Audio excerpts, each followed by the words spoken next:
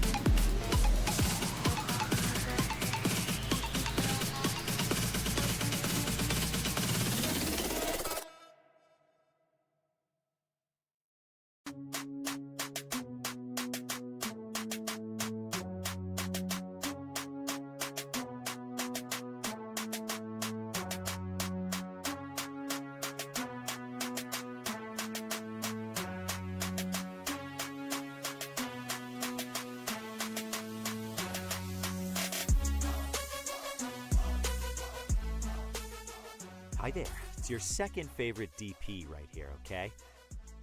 No, that's Deadpool, you silly little Hufflepuff.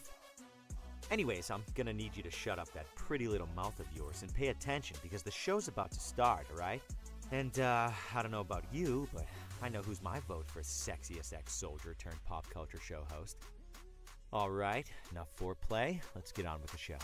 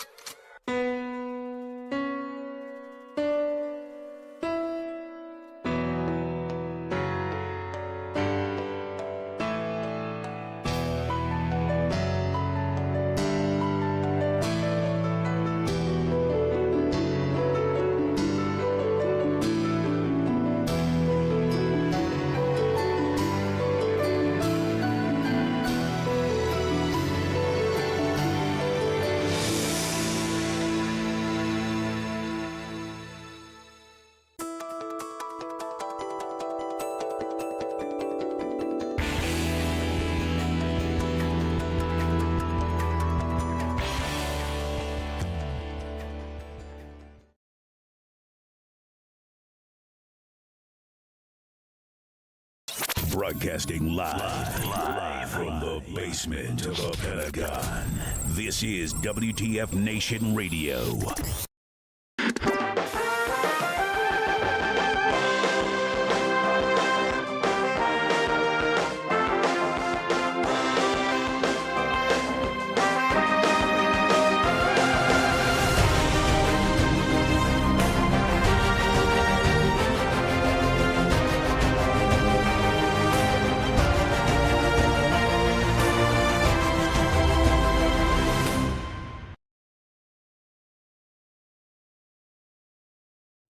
Hey everybody, welcome one and all. Today is April 16, 2024, and this is episode 166 of Pop Culture Warrior. It's the show where I stay up to date on all the ins and outs of what's happening in pop culture so you don't have to. I'm CQ. I am your pop culture warrior. And joining me now is our beloved co-host, the man in the bubble. Ladies and gentlemen, it's the Marine with the mouth, Mad Mike. Yay! How you doing, buddy? You're welcome. We are welcome as always. We are pleased as punch. He says the mute button. Mute button. What? But no mute button. I can see that you don't fuck with me tonight, people. Do not fuck with me tonight. I can see the little volume thing. Up. I can see the volume thing is working just fine. Nice try. Nice try. Anyway. Worst case, we hear each other or whatever. Hey, what's up? What's going on, guys? How you doing? How you doing? Welcome to the show. If you're new here, thanks for stopping on by. And if you're a regular, well, you guys fucking know the deal. You know the deal. You know what it is. We appreciate you guys, as always. We got lots going on tonight. Let's see. We've already got people chatting to us from all over the place. Again, if you're new here, we're live across Facebook, X, YouTube, or is that multiple pages of YouTube, multiple pages of Facebook, where else? X and Twitters. All the other things, the Twitters, the Instagrams. W.T.F fake news says, wait, what? Huh? Hey, what's going on? We're live across all the internets, people. All the internets. You're welcome. I'm looking at all the chats coming in. Hi, everybody. How you doing? Glad that you can make it out. It's been a minute. I feel like I've lost a step, just from having taken a couple weeks off. How you doing, Mad Mike? How you doing, bud? It's been a minute. Good. I'm doing good. Good. Had a nice month off. We do one show a month again. Back into our groove. Back into our rhythm. First of all, do I look more red than usual? I feel like I look more red than I got a little sun this weekend. Pale. I don't know. You're always just this pale white. I'm always surprised. Like, Jesus Christ. They don't have sun up there. I got a little sun. I don't go outside. That's the thing. Change that light to like a UV, like one of those plant. I'm gonna buy you one of those plant lights or whatever. No, you get one of the ones. You go to the chicken place and they have the counter, the little red light, and you want of those to bake me while I'm sitting here, like a tanning bed. I don't go outside much. You can't be the king of pop culture if you're spending time outside. There's no time. If you get vitamin D, no time. There's only one kind of vitamin D I like, and you know which one that one is. All right, guys. Welcome to the show. Tonight, what a night. We've got, fingers crossed, Mad Mike. You're welcome. Mad Mike in the building. We're going to be joined by guest Orlando Jones, ladies and gentlemen. Orlando Jones is going to be here on the program later tonight. Are you kidding me? That's phenomenal. Super excited for that. This guy is a legend. I mean, he's done it all. I mean, going back to Mad TV, one of my favorite movies, man. Keanu Reeves led The Replacements. He was the wide receiver in The Replacements. He's in American Gods. Best movie he ever did was freaking Evolution. Evolution, great one. The dude has done so much. It literally goes without saying. Just he's amazing. He's amazing. Point blank, period. He's amazing. So excited to have him on the show. Ton of questions to ask him. And as always, if you tune in live, you too get to throw in questions into the chat. And we'd love to hear what you want to ask Mr. Orlando Jones when he's here with us live. As a reminder, we are live here every Tuesday night. Pop Culture Warrior here on WTF Nation Radio and U.S. Army WTF Moments. Happy to be so, and now we've kicked it up a notch. We're trying to add more to the Pop Culture Warrior universe by adding. We've been putting some content on Friday nights. We've been doing some tabletop gaming, some video gaming. We did some Lego builds. Just trying to have it's like a hangout. It's just a cool place to hang out. So check us out Friday nights here on Pop Culture Warrior across all the social medias, including Kick and Twitter and Instagram and YouTube and Twitch and all the places you can go live. We're live. MySpace. I got to get my MySpace back up and running. That is still So quick shout out to everybody in the chats already. Angry Elf, Heath, what's up? Just chillaxing. What else you got? Scott, hey, how's it going? CQ, the guy who goes upstairs during the day. The sun beams on him through the window and he hisses like a vampire. Yeah, pretty yeah. much. True story. True story. Yeah. Richard Bronco, what's up, man? What's up, everybody? And Angry Elf, every Tuesday night. So funny. So funny. One Tuesday a month. Every Tuesday night? Question mark. You be happy with what you get. Minus the I almost canceled tonight. You don't know. You don't know. I almost canceled tonight. Is Orlando really showing up? Because I might have like emailed yesterday, be like, "Are you sure tomorrow works for you? Is that a good one?" Because I just went. So okay, so true story. True story. I'll let you in on a little secret. As we've been building a brand and networking and whatnot, I've been getting more and more requests for different things. You have been building a brand. Yeah. I just show up. So we have been show up and dash your hopes. And oh dreams. man. So as we've been building, I'm getting more invites. So I got an invite to Lionsgate. The company Lionsgate reached out and offered. They still are around? They're still around. They're still making stuff. Can you not burn any bridges while we're live, please? Do me a solid and don't burn any bridges while we're here. Please. I can and will mute you. So Lionsgate reached out. They said, hey, local to you, we're doing a sneak preview of a movie we have coming out soon. The movie being, what was it called again? The name is just, it kills me. Gentlemanly Warfare. The Ministry of Ungentlemanly Warfare is the name of the movie. And a fancy name for British Special Forces. Yeah, pretty much. You go to church it up because you know proper English. Yes, it's a Guy Ritchie film. Comes out next week, and your boy got passes to see it tonight of all nights. Because of course they're gonna do it on a Tuesday night, right at the time I'm going live. So obviously, I chose you guys. I chose you right there.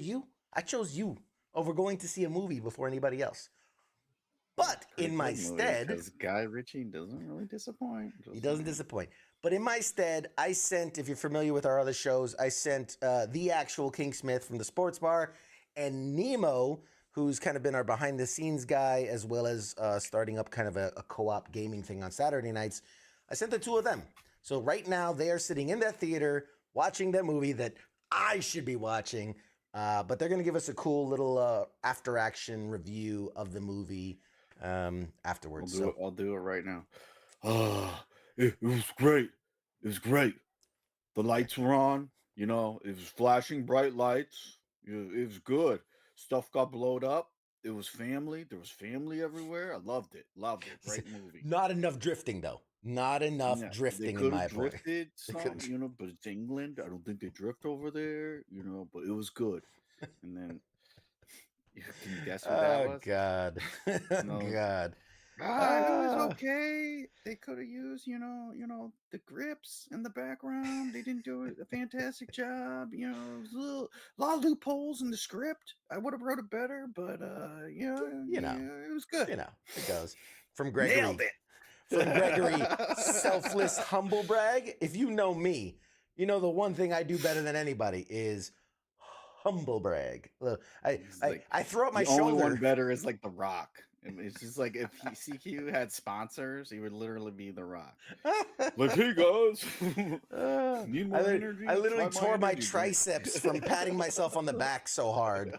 You know, that's what these scars are from. I pat myself on the back so much, I've torn all the muscles in my arms and shoulders. So it's all good.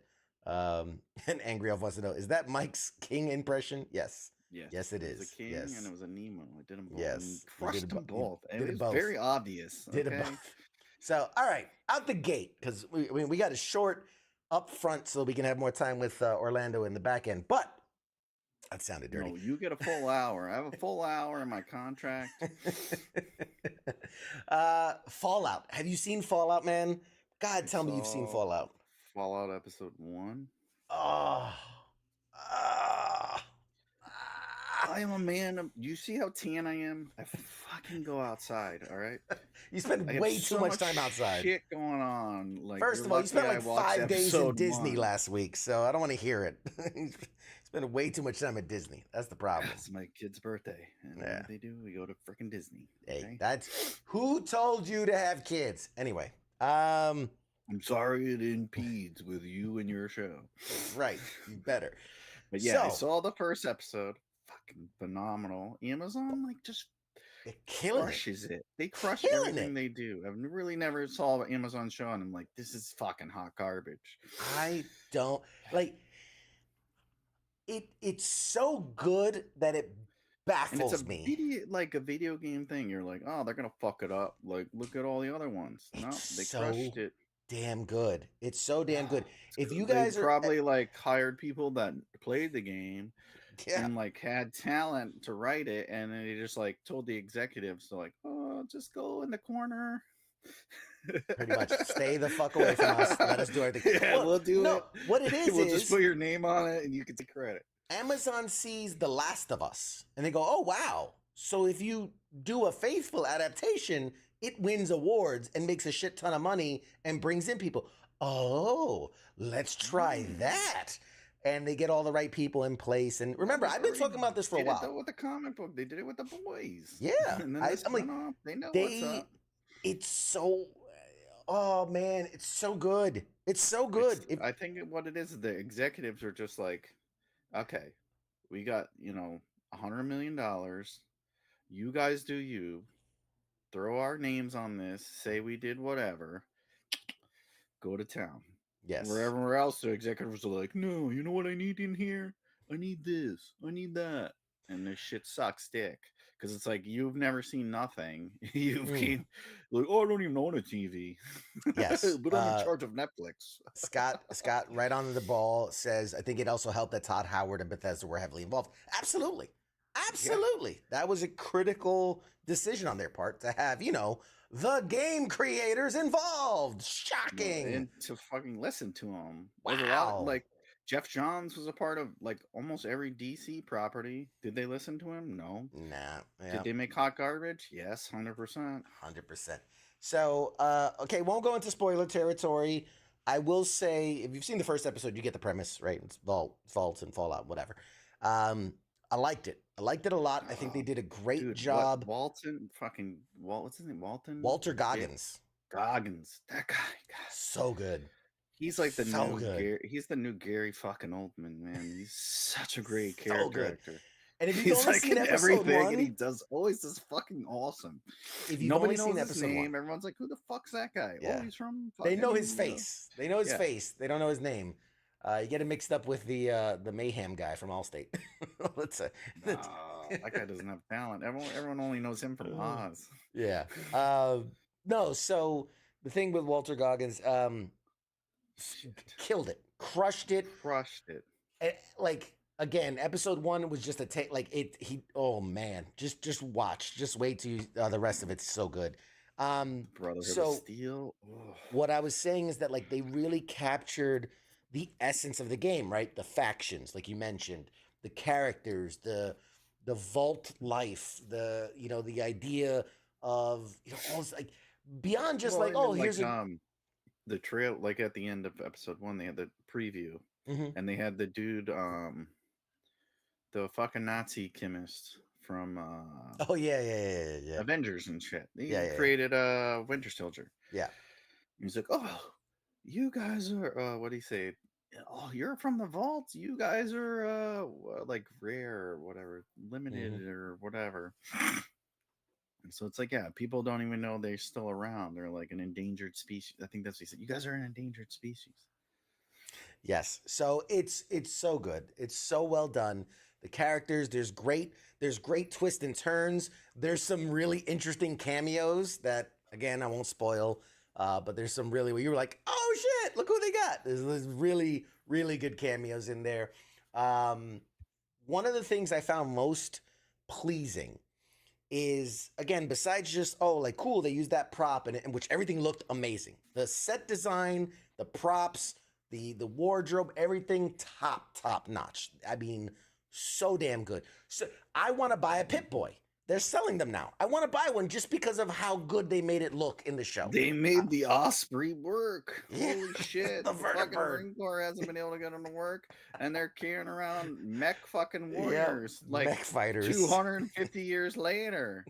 Those shits are still running. They don't run fucking now. They just came out. Oh man, yes. Like, we got them to work. We figured it out. Like, what the fuck? These shits Yes. crash every 10 minutes. So no, yeah, so that's good. If you look at it from the perspective of, okay, so we have three main characters, right? Like, there's lots of side characters, but we have three main. We've got the So, like, ghoul. well, What? because my wife's like, oh, how does it tie into the game? I'm like, well, in the game, there's not really like, I've only played, I think, 4 and 5. 3 and 4. I didn't start at the beginning. So she's like, how does it tie in? I'm like, well, they kind of did their own thing. Mm-hmm. It's Fallout. Like, the Pep Boys, the Pips, they just, like, made their own story and they incorporated. So it actually the does favorite fall within a points. canon. It does. So it does have a canon? Okay. So there Tell is a the canon. people so people know. For okay, from the 10,000 foot view, there is one universal canon. Now, much like in real life, imagine the nuclear war happened. A lot of the information you get can sometimes be skewed from who you're hearing it from, right? One group's going to say this happened, one group says that happened. But every Fallout from 1, 2, 3, 4, there was Fallout Tactics, Fallout Shelter, Fallout 76, all of the Fallouts, and this show fall within a timeline. This show is the latest in the timeline. I think it's what, 2297 or something like that. So it's So like if you- after that. It's last after game that all the bombed, games, it's after 76 or everything. whatever. Yep, Okay. it's after everything. Now, they did mention that Fallout 5, when it does come out, will take place after this show, canonically. But again, because all the games, like one is in DC, one is in California, one is in Vegas, one is so that's why they can be so different and not cross over storylines. Also, they're sometimes anywhere from 10 to 100 years apart in the timeline. Like there was even a DLC where you play the Battle of Anchorage, which they talk about in the show. At a point, they talk about the veterans who came back from the Battle of Anchorage when they fought the commies, the Reds in Alaska. That happened, and that's a DLC you can play from, I think, Fallout 3. There's a DLC called the Battle of Anchorage. So all this stuff really does tie in. Now, is it an adaptation from the game and all that? No, it's its own story within an established universe, which is awesome. And I think they did really, really good to capture. What I was going to say before was that one of the things I loved is when you play Fallout, one of the key elements, whether people realize it or not, is that there's a morality system, right? You can be good, you can be bad, you could be self-serving, right? You can be that middle anti-hero where like, I'll do the right thing as long as I get paid. And they gave us 3 characters that represent that. The ghoul is just pure hedonistic, I'm just going to get after mine. Obviously, Lucy, the Vault Dweller, grew up to be good, and I'm going to help people. And then you have the Yeah, knight, rich, those who's rich people. Who, exactly, and the morality, the high ground. sheltered. And then you have the knight or Maximus, who's trying to be a knight, and he's that middle ground where he's like, I'm going to do the right thing, but it's really self-serving. It's really because he wants glory. He wants to be a hero. He wants these things, and he's self-serving. So you have the 3 moralities playing out through the season, right? Like what happens when you're, blindly good? What happens when you're just only serving yourself? And what happens when you're that kind of moral ambiguity? So anyway, I love it. I love it. I've seen the whole season. It is amazing. So well done. A season 2 hasn't been announced yet, but if there is anything good and holy in this world, we'll get 5 seasons. And not only do I want to see the continuation of this story, I was thinking to myself earlier, this would work so well, right? Where give us, if we follow this narrative, this story, but then separate from that, give us an anthology series, a horror series where each episode is a different vault. It's the history of a different vault, right? Like, let us see what happens in Vault 22 and Vault 97 and Vault 108. And and each episode is like a beginning to, like, it could be the early days, it could be the later days, it could be the middle days, whatever. But like how, because we know anybody that's played Fallout or seen the series knows that like there are very few control vaults. Most of them have these wicked experiments, which I will give them credit. Again, not to spoil, but just to say that something this show gave fans of the series, they gave them some answers. Because even within the Fallout universe of games, it's never really clear who started the war, right? Who dropped the first nuke? Was it us? Was it them? It's never really clear why are these vaults like, we know the vaults are doing these weird experiments, and it's always to further, vault techs, whatever. But really, why? Who made those decisions? Why? Not to say we get all the answers. Classic, we give in to big people do what corporations tell them to do. Well, pretty much, yeah. Why do people buy? Why do you buy the new iPhone every year? Because it's 1,000. Because my overlords demanded it. Yeah, it's the same thing. If they're like, "Oh, you got to protect yourself from China and Russia, buy these vaults, otherwise you're gonna die," and all the Kardashians and everyone's like, "It's this cool thing, do it. Look at my vault. Oh, it's all pink. It's all whatever." People will buy it. People are sheep, and they're consumers because they don't know any better. Like that's all most people know. They know what they see on TV and what they see online. Yep. And it's just like an exaggeration of that fact with the vaults or whatever. So it's like, yeah, you buy it. It's like all the shows, like what was the other one? We had the guy ML's brother on, where he does the show where you can go in the afterlife and shit. Uploaded? His cousin uploaded. Yes. Yeah. It's like that, where you buy your afterlife, you upload your memory. It's like that type of shit. Yeah. But no, they did, like, that'll be awesome. And I want to see what happens before, even when they start it. Like, I'm only on episode 1. Yeah. But it's like when you see the flashbacks. Yeah. Yeah, when dude's the cowboy at the birthday party, and it's like, yeah, you can even do shit before then. Like, yeah, you could do like Fear the Walking Dead. You can start pre bomb drop, and again, I don't want to spoil it, but there are more little flashbacks of pre-war time, so you have more to look out for that. Scott said, seeing the production value gives me great hope for 40K. That's true. It was a new Fallout game, in my opinion. It was like watching a new Fallout game. Yeah, great. Yeah. He said, I heard season 2 is confirmed.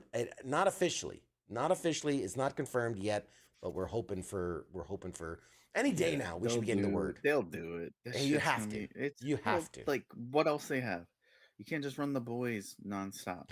They're trying. They're spinning it off 6 different ways. So but it's like, it's not gonna work. Like, it worked with Walking Dead. It's not gonna work. Okay, you can only watch so much. Like, okay, I'm a Marine, but I can only take so much dick. Okay. It's like every fucking season, I just looking at dicks, like, in different scenes. Like, it's like, okay. All right. Well, you're not going to see this. Give me some nuclear fucking mayhem, okay? You're not going to see this because I don't have you thing, but I'm going to show everybody else at home. During one of the later episodes, we see a map of what is a pin location of where all of the vaults are.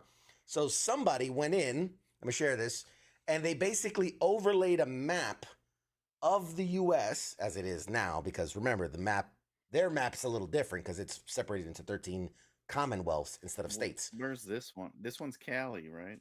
Yes, this one takes place in California. Correct. Cali, right? Yeah, I was like, it's either California, like the pier over there, or is it Jersey? Yeah, it's in the Hollywood Hills. Remember, because that's where the cowboy was. He was in Hollywood. He was an actor. Yeah, that's what I figured. So in this map, we see in the show, you only see these lights kind of on a board, but it obviously represents where the vaults are in the States. So for those of you at home playing along, if you want to see if there's a vault nearby you, you can go ahead and look at this map. And we got a bunch of vaults in California, in Texas. I think there's one in Miami, one in it was the Panhandle of Florida. So that's got to be what's the capital again? Panama, or well, it would probably Panama. be Panama City, but the capital's Pensacola. Yeah, Pensacola. Obviously a bunch in DC, which we know from Fallout 3. Fallout 4. Where does Fallout 4 take place? That's God, I'm drunk. Oh, So Boston, Vegas. the Boston area. Awesome. Because there's Fallout New Vegas, which again I'm not gonna tease nothing, but I did Boston. They did Boston in Fallout 4. They did DC in Fallout 3. They done Fallout New Vegas. So there's still a lot of room to be covered because they think And they don't go looking for vaults, people. You'll find a real one. Those people are fucking crazy. Okay. Yeah, those are different They're all type of hopped up show. on Fox News and shit, and they're fucking. Next thing you know, you're getting shot, and you're like, "Oh, CQ told me there's a vault near me." No, we didn't say go look for a fucking vault. Okay, these people are crazy. If you have a vault, you most likely are unstable. Yes, those you don't want to be around those people. So anyway, speaking of Fallout, there could. So I think the majority of this was shot in Canada because they have really good tax breaks and things like that. Jesus Christ. Now, here's an interesting story. I read that Fallout could, as a series, could see a location shift if season 2 is to go ahead because the California Film Commission has awarded Amazon a $25 million in tax credit incentive, offering them to film in California. So because they need that money. No one's filming there because it's so expensive. I think they realize too expensive. You gotta have like hurricane insurance. So we get hurricanes like 4 months out of the year, but you have to have a year rent. Like, get the F out of here. Yeah. So we'll see. We'll see. I think it would be a great move for them. Obviously, back. Give Americans freaking money, man. Yeah. USA made, baby. Bring jobs back to America. Yeah. One other mention, and you haven't gotten to this point in the series, but at one point there's a commercial playing, and they give a number. They give a phone number, and it seems like a very fake number. But all I'm going to say is you can really call that number, and I don't want to ruin it for anybody, but don't call that number. That's all I'm going to say about that. Don't call the number. Call like the what's his Kim Jong-un. Hello, why you calling me? Goddamn America! All I'm going to say is the number 213-258-2858. Don't call it. Again, that's 213-258-2858, which was given to us by the show. Don't call that number. It's a Los Angeles based number, and everything you tell me not to do, I have to do. Don't call it. I'm just letting you know. Don't call it. I just totally calling it. You tell me not. Specifically, you don't do it. I'm fucking doing it. I mean, don't do it. So okay, moving on from that show to another great Amazon Prime show, Invincible. The second half season of Invincible is out. So good. Crushing it. So good. Crushing it. I'm upset because there was that large gap between the first half of season 2 and the second half of season 2. I get it. It's an animated show. They gotta draw everything. Yeah, it takes a while to draw stuff. Okay, it's not fucking easy, especially when you're, you need 100 people and they had a strike and all that bullshit. Yeah. Brittany says, say the numbers slower. Wait, one last time. I forgot we had a military audience. Oh, you're in the Marine Corps? One last time. For the number you should not call. For the ASVAB waivers. Do not call 213 258 2858. 258 2858. Got it. He's got it. I wonder, can I put it in the chat? Let's see if I can put it in the chat. I'm just. What is it going to? I'm trying to get hacked. I'm trying to tell people don't call this number. 258, and then it's was it 2858? Let's see if it goes. Through. But there you go. I just put it in the chat to warn you guys not to call that number. I put in the chat. That way you know not to call that number. Anyway, moving on. So Invincible. Oh God, great season. Oh, great season. Oh yeah, they literally like follow the comic, which is fucking. I think in some aspects they improve Kirkman it. is a fucking asshole. Like we've interacted with him, and he's a fucking total douchebag. Douchebag all the way, through and through. Yeah. I mean, like, I don't care if whatever he's coming on the show. Yeah, tell him like, fuck you. You're an asshole. You have no people skills, and you're a cocky little prick. Okay. I mean, you need like, yeah, you should appreciate the people that buy and read your shit, and he just doesn't give a fuck. Like his shit doesn't stink. okay. But anyways, my personal fucking interactions and experiences with the guy. But aside from that, like he's a really good writer, and he does really good work. Yeah. I think he's like the Stan Lee of our generation in that he's a good world builder. Stan Lee is fucking a phenomenal people person. He loves and appreciates it. I think it's because he struggled for years and years and years. Yes. Like he wrote all this shit and he made no fucking money. For like 40 years. Like, yeah.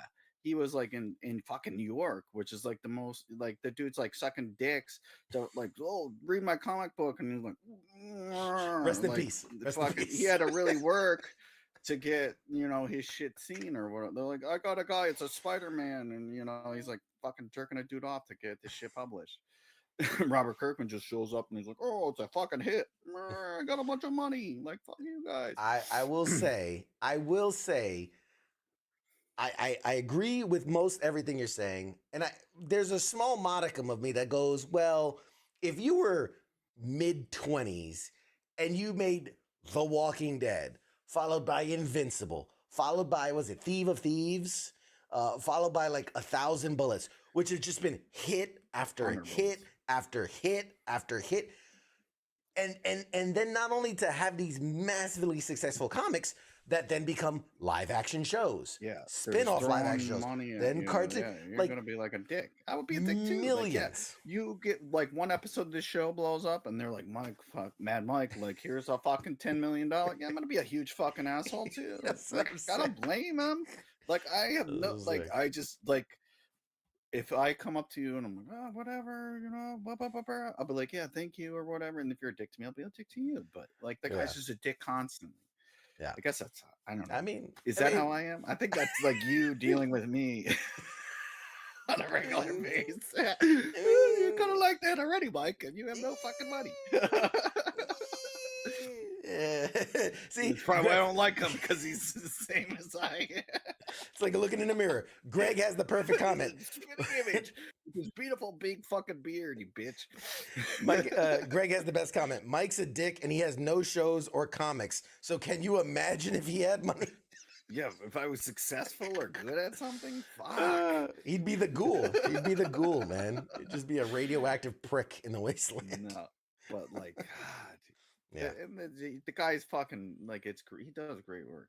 I mean, never read a bad comic that he's written. So like, and I really fucking wish, like, Thief of Thieves is my favorite fucking comic book that he did. And I really wish that I think it was AMC was going to do the show. It's coming. It's coming. You have hit after hit after hit. It's coming. It's absolutely coming. And now, who wants to buy it and risk it? Like, fuck it, Ryan. Go to Ryan Reynolds. That guy does anything. He's doing fucking soccer. God damn, no one in America likes soccer. Yeah, he made it popular. I only like it because I have to coach my kids in this shit. And all my families from Europe. But it's like, yeah, go to him. He'll make that shit and make $25 billion more and whatever. Yeah. So and here's something that's so funny. You already have a comic book that is so massively popular. Then you have a show that is now so massively popular, which then makes the comic books way more popular. They even have some mobile games out that are free to play, and those are supposedly pretty good. They just announced. Now, remember, Skybound is the company that owns the properties of all these. And Skybound Entertainment just announced they're doing a crowdfund campaign because they want to develop a AAA game set in the Invincible universe. Really? So yeah. Jesus Christ. So but They haven't made enough money. They want to get the fans to pay for it. But like this is genius. The guy came to you with a comic book, and then you couldn't afford color ink. The Walking Dead was done in black and white because they couldn't afford. It was color stylistic ink. choice. It was stylistic choice. No, they were like, no, we can't afford color. We're not gonna use color. We're gonna use black and white. It's like, a lot you cheaper. Get black and white, and we'll cheaper. See where this goes. Like, and it's like now they're like, okay, can you fund a game for us because we haven't made enough money off this shit. But listen, this is why, and it's a fair point. That's a valid point. Game recognizes game. Like, good job. You do you, player. Like, fuck, people will pay for it. People pay. What was it? Potato salad. People paid fucking like $1 million for some potato salad shit. Like go for it, man. So this okay. So here's the thing. Meanwhile, hey, did you put the Patreon? Run the Patreon on the bottom of the fucking page before you say this shit. We're struggling here. God damn, we can't power CQ's. Can you see what we got going on here? We can't power CQ's teleprompter. So, okay. All valid points. But let me just counter with this, is that they, yes, have made a shit ton of money. And they could easily partner with a software company. They can partner with EA or Ubisoft or whoever. Microsoft, PlayStation. And then, but smart on them is that you lose a little bit of creative licensing because the game developers are going to go, well, we got to do it this way because, and you can't really say nothing. And then B, you're having to split the acclaim. You have to split the money, all that, because that goes to the makers of the game. So their intent of crowdfunding is they want to start a studio. Like they want to start a gaming studio. They're going to make this their own gaming studio. And obviously their first big project is this AAA Invincible universe. And so we want to make this. They're like, Robert Kirkman is directly involved. The team behind the comic are directly involved. We want to make it in-house so that it is true to that universe. And it is, and they're like, this would be. What else is from Skybound? Walking Dead. I only know Robert Invincible Kirkman properties. Yeah, all the Robert Kirkman properties. Let me Google it. Yeah, but what else do they have? Like, yeah, that's all you freaking need. Like, really, when you come down to it. But it's like, do you have another property? Yeah. I mean, yes. And Scott, that's fair. He goes, yeah, but just remember, Suicide Squad was a AAA game. Yeah, but it was... That's the studio. They just rehashed, Arkham Knights, basically, is what they did. Gotham Knights, whatever it's called. Yeah. So, but yeah, so the reason I brought this up is the crowdfunding launched today. Now, they've already raised, they said internally, they had already raised $18 million. Like, that was through private funding. They had already raised that. So they go, this is just, to add on to that. And this is a way that people can get directly involved. Like, you could help raise money to build this great game. A lot. They set their goal to $50,000. I swear to God, this is true story. Really? They set the goal at $50,000. $50,000? Really? Well, they've already secured $18 million.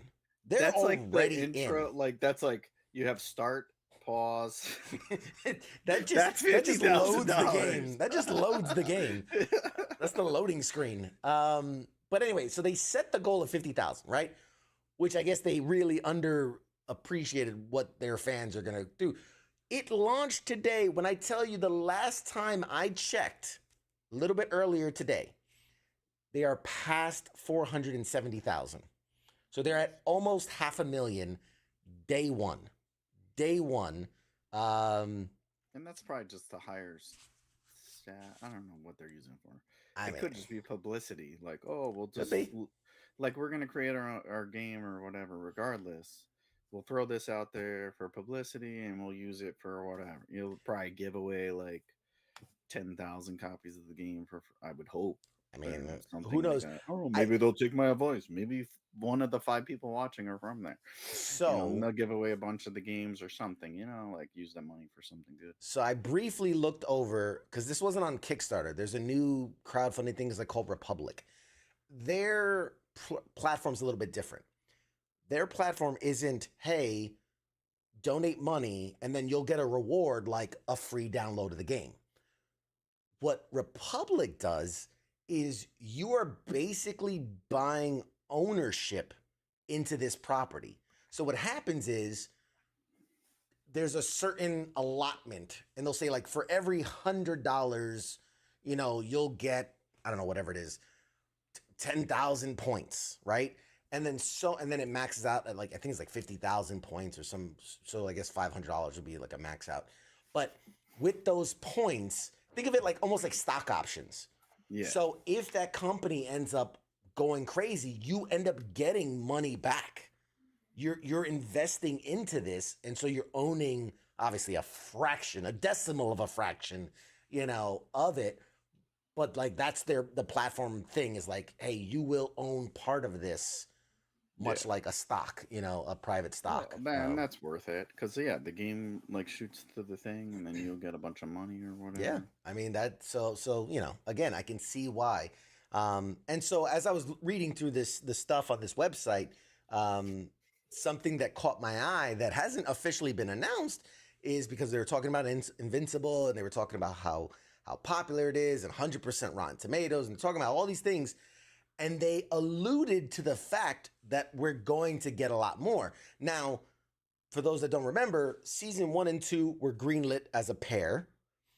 After the success of season 1, we obviously had that big pause to season 2 because of the writer's strike and actor strike and all this other stuff going on.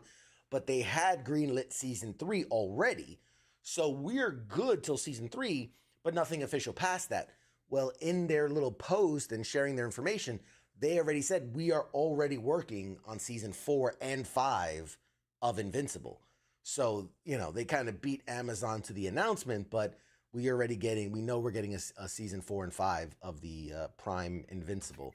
So they said basically they're locked in for an order. So, yeah, I mean, I don't blame them. It's freaking phenomenal, and they're it's a doing a great job. Great show. And I love when they do fucking cartoon shit. Like, it's a medium that needs its due. Like Yes. I draw, as you know. So like I appreciate when people do. I love the animated shit. It's freaking hard shit to do. It takes a lot of time, a lot of effort. Like that's why like the stupid Disney shit that's all digital, it takes 3 to 4 years to make one of those animated movies. The Pixar movies you watch, it's 3 to 4 years of work. Like that's a lot of shit for a cartoon. Like, and obviously then we've people had a just lot of shit on it in like 10 minutes. Like it's fucking garbage. Like fuck that shit. This No, wasn't they my put a favorite lot of thing. work into it, and that's one thing that like that's what kept DC alive was their animated shit. It's been on point forever. I mean, they do some weird shit like like the Gaslight bullshit and all that ninja nonsense, but they've been doing great work for years. So It's fair point. it takes a lot of talent and a lot of effort, and it's just like an underappreciated. Like people love anime. It's like that shit takes a lot of time too. Yeah, but we're doing it here, but they bump nobody those gets things their out due though. recognition. Those anime shows, because they pay them like 2 cents an hour, and they're in a fucking hot ass room just drawing pictures all day. Say, those shows have new episodes every day because them dudes are just bumping that shit out. Well, they have nothing out there. That's so slave crazy. labor. Okay, we don't talk about that. Here we have rights, and people have to take. There's breaks. labor laws, and things. So Scott asked, does crowdfunding count towards the purchase normally?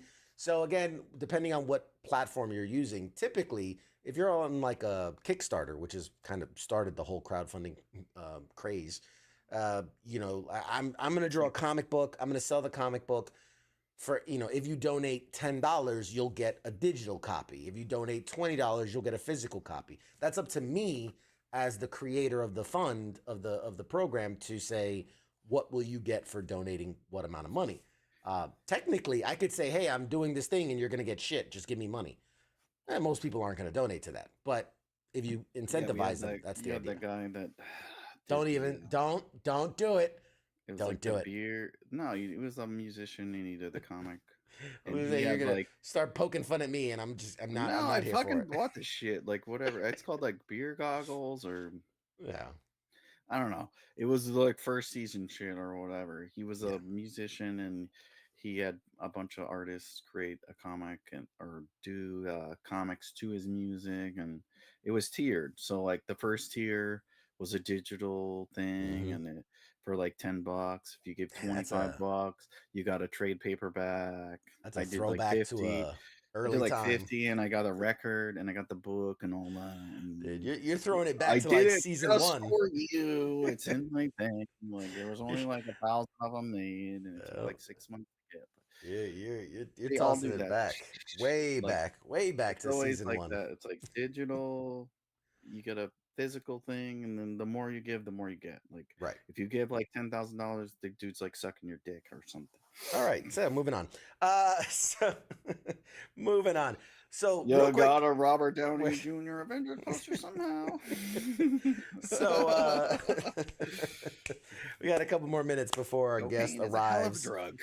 Fingers crossed. Fingers crossed our guest arrives, because you never know. I think he these. just canceled. Yeah, he's just canceled. We got to talk about X-Men 97. Oh, My Jesus. God. Doing it Fucking awesome right. show. I've always said it my whole life. Fucking X-Men is X-Men. like the Doing it right. perfect. It's the gateway drug to comic books. So like, oh, like pot. They were like, oh, pot's a gateway drug. Like that's the No. fucking X-Men animated series. X-Men You're like, you 97. watch that shit. Next thing you know, you're mainlining fucking Avengers comic books and Batman comic books and shit. You're like shooting them up your butthole and stuff. Oh man,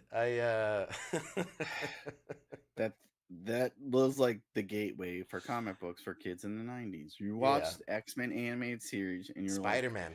Spider-Man the animated like, series. no. Oh, nobody I know says shit about Spider-Man Spider-Man. was You're the the only shit. person in the world that Spider-Man. I haven't even seen Spider-Man until a fucking Disney Plus had it on there. And I watched it Spider-Man. and sleep. I watch X-Men and I'm like fucking ready to like yeah, let's go. Just want to headbutt somebody. Fantastic Four, shoot that shit right here, man. Spider-Man was the shit. Also, what was it? Gargoyles. That was the it's jam. X-Men by and far fucking best and fucking that shit just makes me want to punch someone in their fucking mouth. You got Wolverine. There you go. Gambit. They made Gambit fucking cool. You got a chick that just beats the fuck out of everyone. Scott says Spider-Man animated series was the only good Marvel animated series. So there you go. Delete him, block him. Yep. Sorry, that's everybody. Peter's in there. Says Spider-Man all the way. You stand alone. Look, I've said X-Men was a great I'm series. on top of the hill. I will fight you. I will series. fight you. Bring it on. It's the X-Men best was a shit ever. great series. X-Men All I'm saying seasons is 1, 2, and they fell off towards the end, like all shows. You know, there was controversy and whatever. Yeah, all shows are like that. They brought it back with a vengeance. They're doing Spider-Man? No, they're doing Spider-Man Amazing Friends. I mean, fair enough. We're gonna. Oh man, Greg says I never agree with Mike. I may have to reevaluate things. It's wrong. That's what it is. Oh man. So yeah. So needless to say, you know it. So for everybody at home, we're all caught up. All levels. Mike hasn't seen episode 5. He has not seen episode 5. So he doesn't know what's coming. He has no idea. I know it gets better. It's a slow stroke. We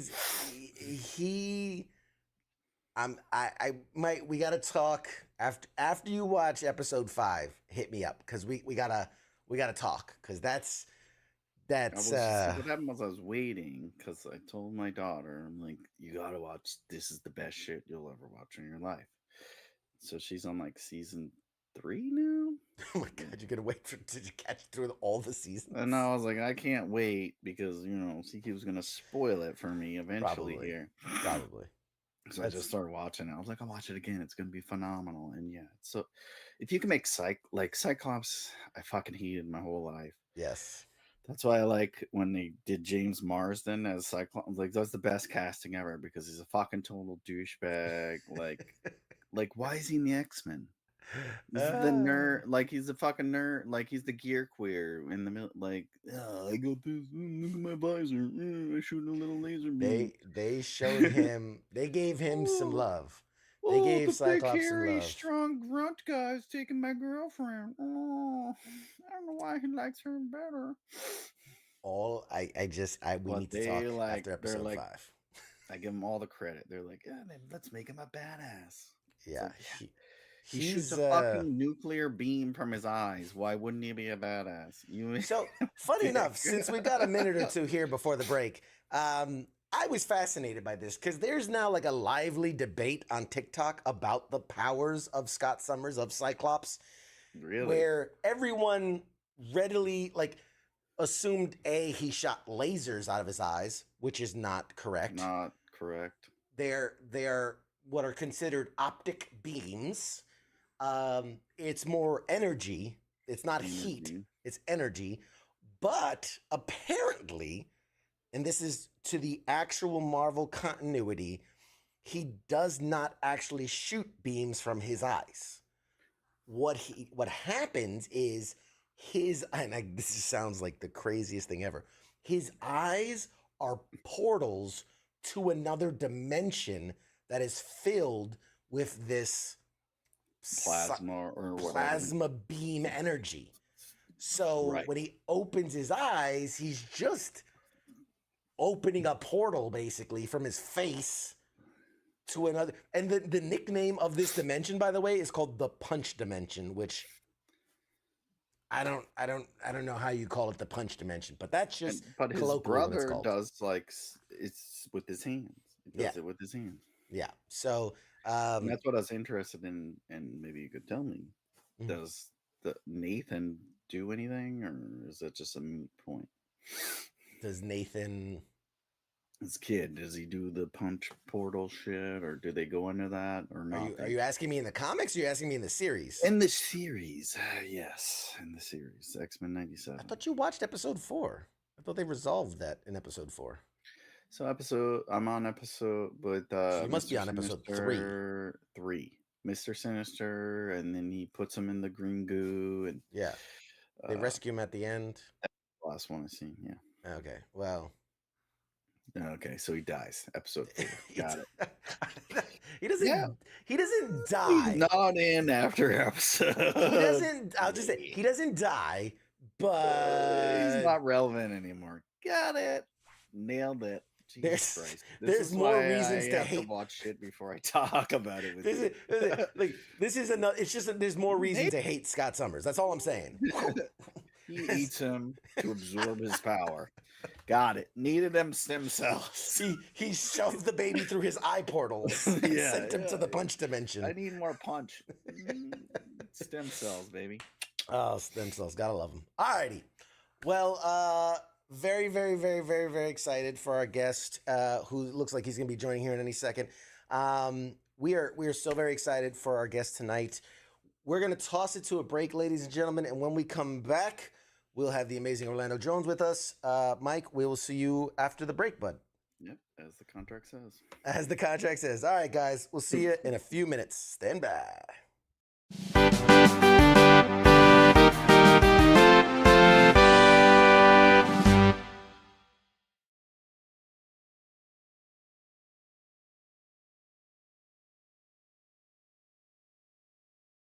You're listening to the sounds of WTF Nation Radio.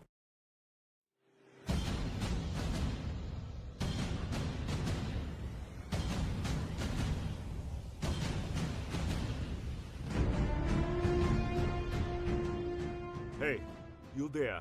Yeah, it is right, you. Let me ask you something, right? Where the hell do you think that you're going? Oh, What do you think because the show is going to commercial that means you get to just walk away? Well, CQ asked me to pass on the little message, alright? And it says, I'll be back.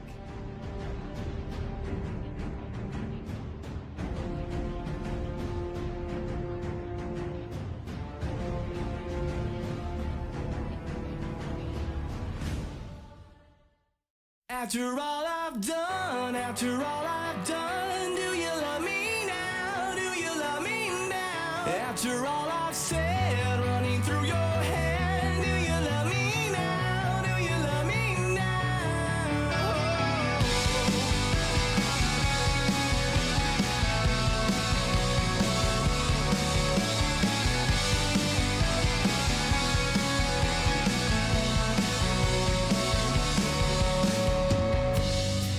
And if I told you everything, I bet you cry and run away.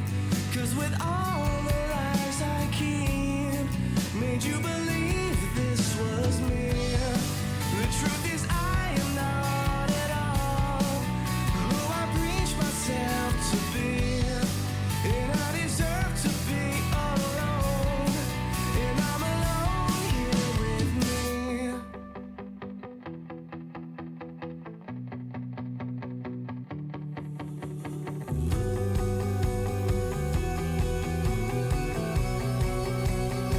And after all I've done, do you love me now? Do you love me now? After all I said, running through your head, do you love me now? Do you love me now? And if I told you everything, I wonder if you would believe that with all the ways you've tried, I couldn't change my selfish needs. And with endless love from you, I took for granted everything. And I deserve to be alone here with me. After all I've done, do you love me now? Do you love me now? After all I've said, running through your head, do you love me now? Do you love me now? And I believe I could close my eyes and make it go away in dreams. And honestly, I could die to take it all away from me. After all I've done, do you love me now? Do you love me now? And after all I've said, running through your head, do you love me now? Do you love me now? After all I've done, do you love me now? After all I've said, running through your head, do you love me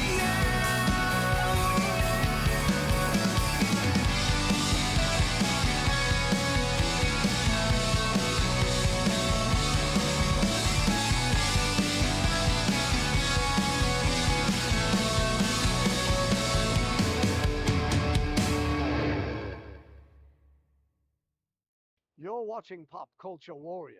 The force is strong. They have the high ground.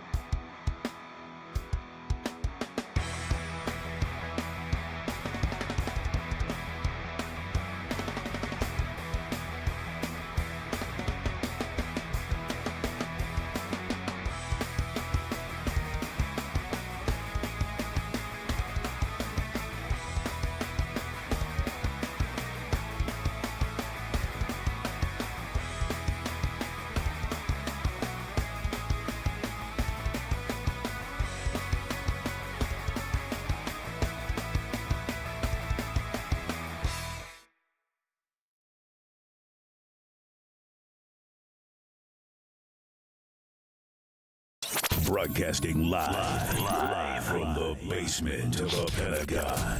This is WTF Nation Radio.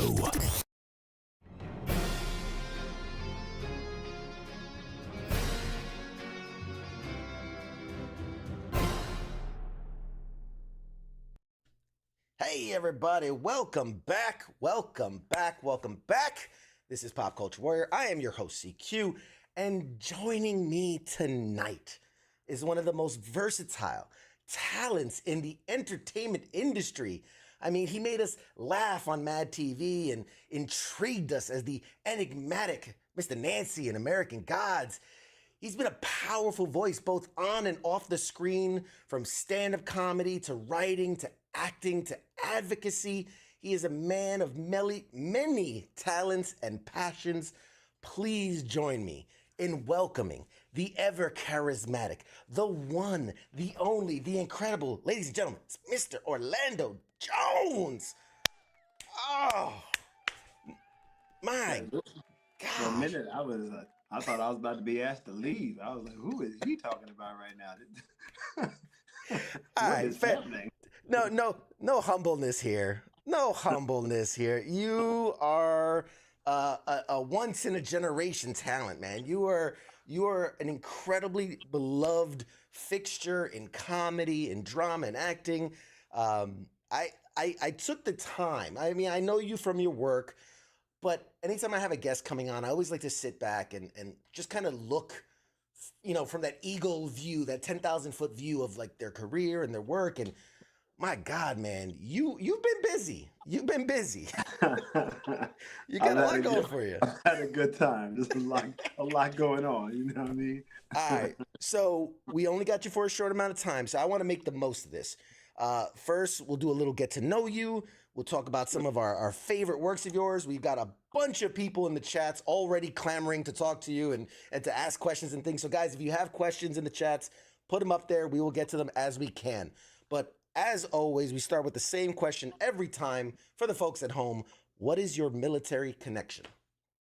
Oh wow. Do people have one military connection? I don't know. That seems weird. I've multiple probably. From my uncle Tommy, who obviously served in Korea, to my great grandfather who served under Eisenhower as well. Geez, so many friends, USO tours. I think I did, how many military bases? I think I did like 25 military bases in Korea. Just base jumping in a helicopter from Seoul everywhere. We play like a charity basketball game and, hang out with some people and whatnot. So I don't know, man. I think my biggest connection is trying to get Hollywood writers to stop using certain phrases that they think represent the military.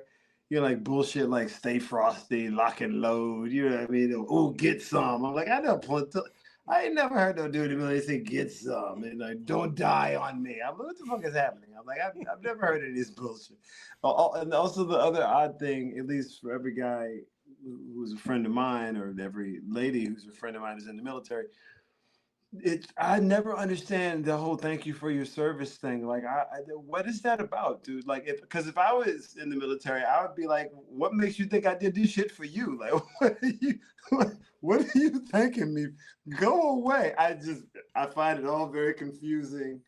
You know what I mean? I think saying thank you for your service to a guy in the military is the same thing as asking me, if I was the little kid from that show, Everybody Hates Chris. They're exactly the same thing, okay? Wrong Negro, try again, okay?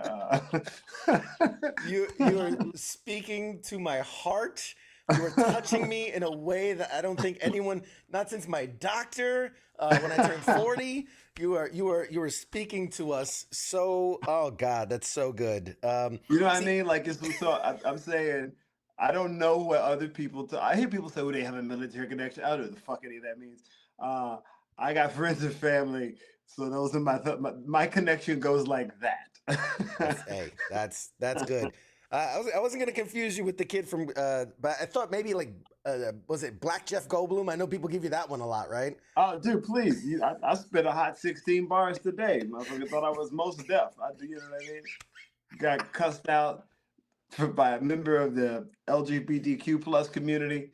Very upset. Thought I was Isaiah Washington from Grey's Anatomy. I tried to tell this fool I never been on Grey's Anatomy. I ain't got nothing to do. You know what I'm saying? Like, I know that Asian lady. She lovely. I like a friend of mine, but you know, I wasn't her love interest on Grey's Anatomy. He cussed me out, man. It was hilarious. He was so upset. Oh man, that's so And then good. every time I would agree with him, he got even more upset. And then I got myself in real trouble. I was like, listen, man, I get it. You're semen receptive. I'm a semen denier. My mom's semen receptive. I love people that are semen receptive. There's no beef here. None. And he wanted to know what I meant by semen receptive. And I said, I think it's pretty self-explanatory. If you, really? That's like, you know what I mean? That's like telling a story about a dude who's armed and suicidal. You know what I mean? That's a problem that's going to take care of itself. We don't really need to go into depth here. That's like chronic hepatitis. The chronic is fucking implied. You got hepatitis. What? It's already chronic. Dude, Anyway, we're not gonna get far here. If you, I'm like, Sorry. I'm no, I'll just crack up all night. I just, my God, I'm crying. You got me crying over here. Holy shit. Okay, I'm good at this. I'm a Jesus. Okay, let me tell you something. You are a performer, regardless of the venue. Every time I've seen you, every time, you know, whether it's behind the screen or in person. I gotta stop the show for a second because I really want to share this and I want people to know this. And this is not blowing smoke or anything. We crossed paths briefly. I don't expect you to remember it. This was at the con recently. Was it Awesome Con or Richmond Galaxy Con? Richmond Galaxy Awesome Con. Con. Yeah, Awesome Con. Awesome Con. Yes. In DC. Yes. So Yeah. we had crossed paths, and now I was there. I was filming content and doing the press thing. And I always walk through the talent area and I watch how people interact with their fans, right? And I get it. Everybody's at a different place, whether in their comfortability or their career, whatever it is.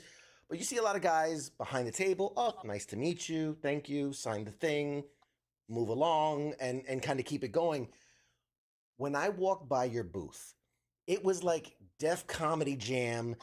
I mean, people are laughing, people are clapping, people are cheering. You are in front of your booth. You're not behind it. You are in front. You are with the people. You are with the people. You're engaging. Yeah. And I talked to a few of the people in line, and I'm like, "Oh, are you excited to meet him?" They're like, "Oh, we've met him a bunch of times." I'm like, "What? Why are you back in the line if you've already met him?" It's like, "No, we love talking to him, and we love like his energy, and we love like."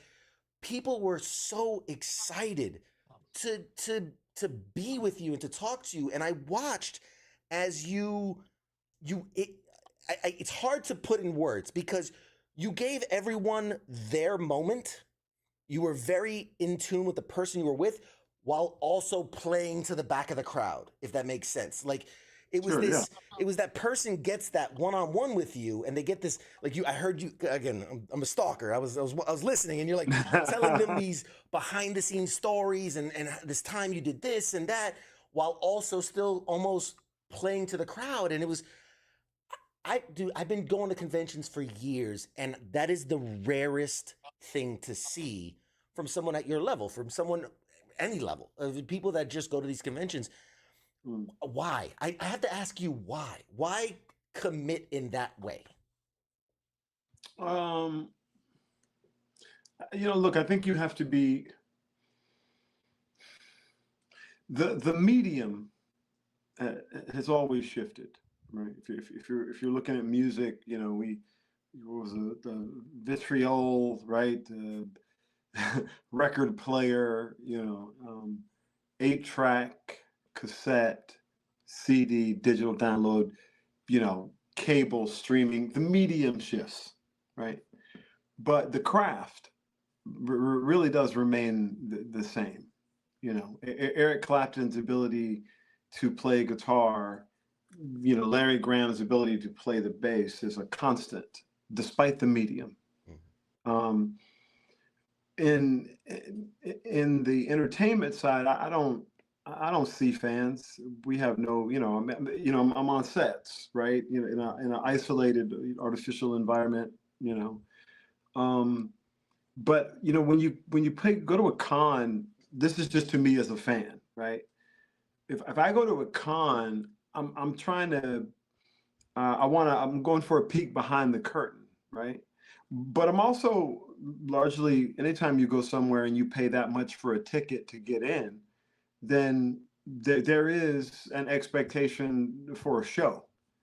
And the odd thing about conventions is there's not a lot of people there that believe that. They think just showing up is more than enough, and the fact that they did show up, their presence alone is what makes them great. I don't particularly see it that way. I want somebody to walk away and feel like they had a once in a lifetime experience, and I particularly want the experience to be on their terms, not particularly mine, more theirs, to be honest.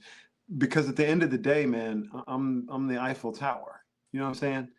Like, I'm not really that important. Like, you go to the Eiffel Tower to tell your friends, yo, check this out. See me, this is me at the Eiffel Tower, right? Like, you mean that's why you do it, right? So I'm very secondary to the experience anyway, right? So I don't see myself as the center of it. I'm just the Eiffel Tower. You came to hang out with the Eiffel Tower. My job is to give you a story to talk about with your friends, right? That's the job. So if I can give you a story that you're like, man, this was crazy, blah blah blah blah blah, then that for me that's a win. If my expectation is that simply being in my presence and me stroking a piece of paper with my name on it is, and I get that has a value, and I get that people want that, and I understand it, but I would prefer, if we met, for you to have actually met me. Right. Yeah. Man, that's it. That's the thing, to say, oh, and we're not going to name names, but there's plenty of convention talent that it's like, like you said, well, you're welcome for being in my presence. Here's a little thing, and now, step away. And I mean, and if you see it as a transaction, that's one thing. I see myself as a fan. I would never want somebody to come and not have a fan experience with another fan. That's what I am, right? And it don't matter who you think you are.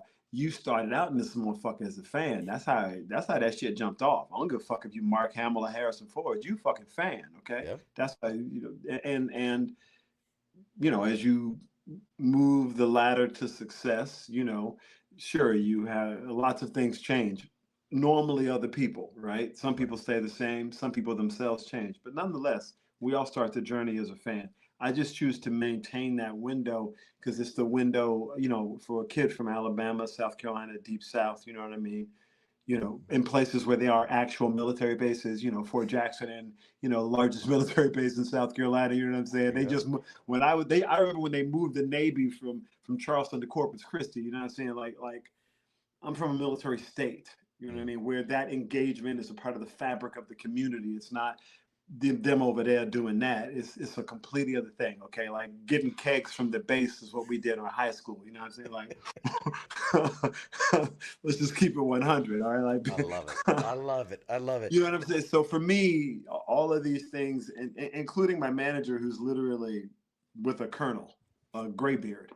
You know what I mean? So, sitting around with those cats, listening to them talk shit is pretty much my life. It's either professional sports or military, or some black lady telling me what to do, my mom, my auntie, what have you. So, but I really do feel like, that's kind of how it works. And sports has a way of taking like all this, is acting a lot like military, right? Kind of removes a lot of horse shit, right? Because people, you got your assholes, right? You got your sticklers, right? And you got certain people that are just great people, vibe with, change your life, relationships that, you never knew you needed, So having my father be that type of person and a coach, and and watching, like, literally he gets like 75, 100 calls for Father's Day from people who see my father as their father figure, and I'm an only child. So I see all that as the same thing, right? His brothers in the military, they're talking about it. My uncles and their craziness. Boy, you better learn how to clean this gun. You know what I mean? All that, you know what I mean? That's awesome. So okay, more get to know you. This is a pop culture show, right? So we talk about everything Yep. from movies to TV to comic books to video games, all the things. Anything is really pop culture. What is it that you geek out about, right? Maybe outside of your given profession, like what's your geek thing? What do you go to? I mean, I've always liked, movies and, comic books and, all that kind of stuff. More weird, obscure, graphic novel, Persepolis, you know, you know what I mean? Like, that kind of thing. I got an obsession with some new stuff. I tracked down like Harriet Tubman, like Zombie Slayer. And I was like, what is this? What is happening right now? You know what I mean? Is that like the Abraham Lincoln's Vampire Slayer? Is that Yeah, similar? yeah. Same Okay. thing, right? You know what I mean? It's in that type of, realm. Like, I think my entry to cons, man, was I was a Mad Magazine fan as a kid, and I loved Spy versus Spy, and Sergio Aragonés was like my hero. And then when I got to do Mad TV, I met him, and then he was like, "Yo, you should come down to Comic Con." I was like, "Where?" So I went, and he introduced me to Comic Con. So my geeking out has a lot to do with Artist Alley and seeing people's work and seeing more like originals and that kind of is kind of the fun. And of course, I married people at Comic Con one year. I think I did 35 meetings and 15 vow renewals one year. I mean, I've gone through the streets with marching bands and all kinds of stuff. The way I see it, fam, is like this: like you standing in line, hang out at a con. You meet people. Friends. And that's kind of what the con thing really is, right? But they all think we're weirdos. You know what I mean? They talk shit behind our back and whatnot.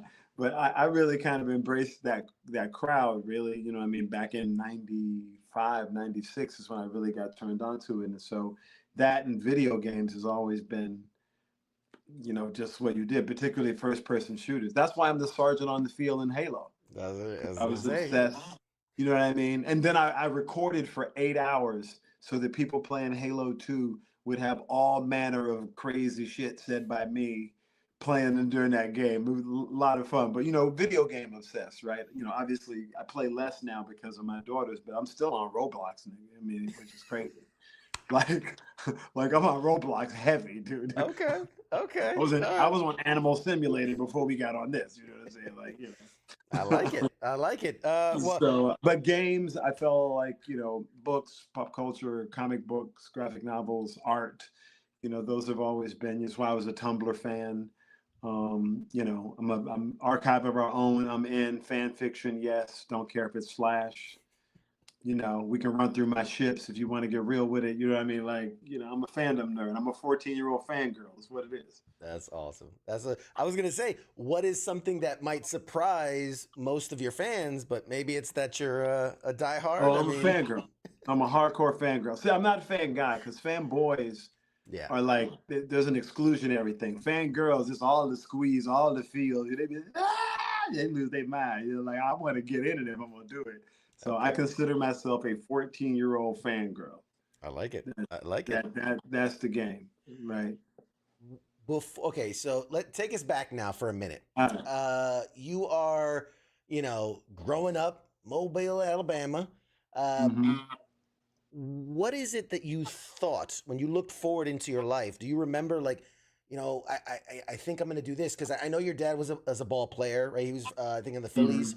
So, like, was sports kind of the thing? Was it, I'm going to be a doctor? Oh, yeah, definitely. I mean, listen, when I told my family I was going to Hollywood to become an actor, they called a family meeting to discuss it.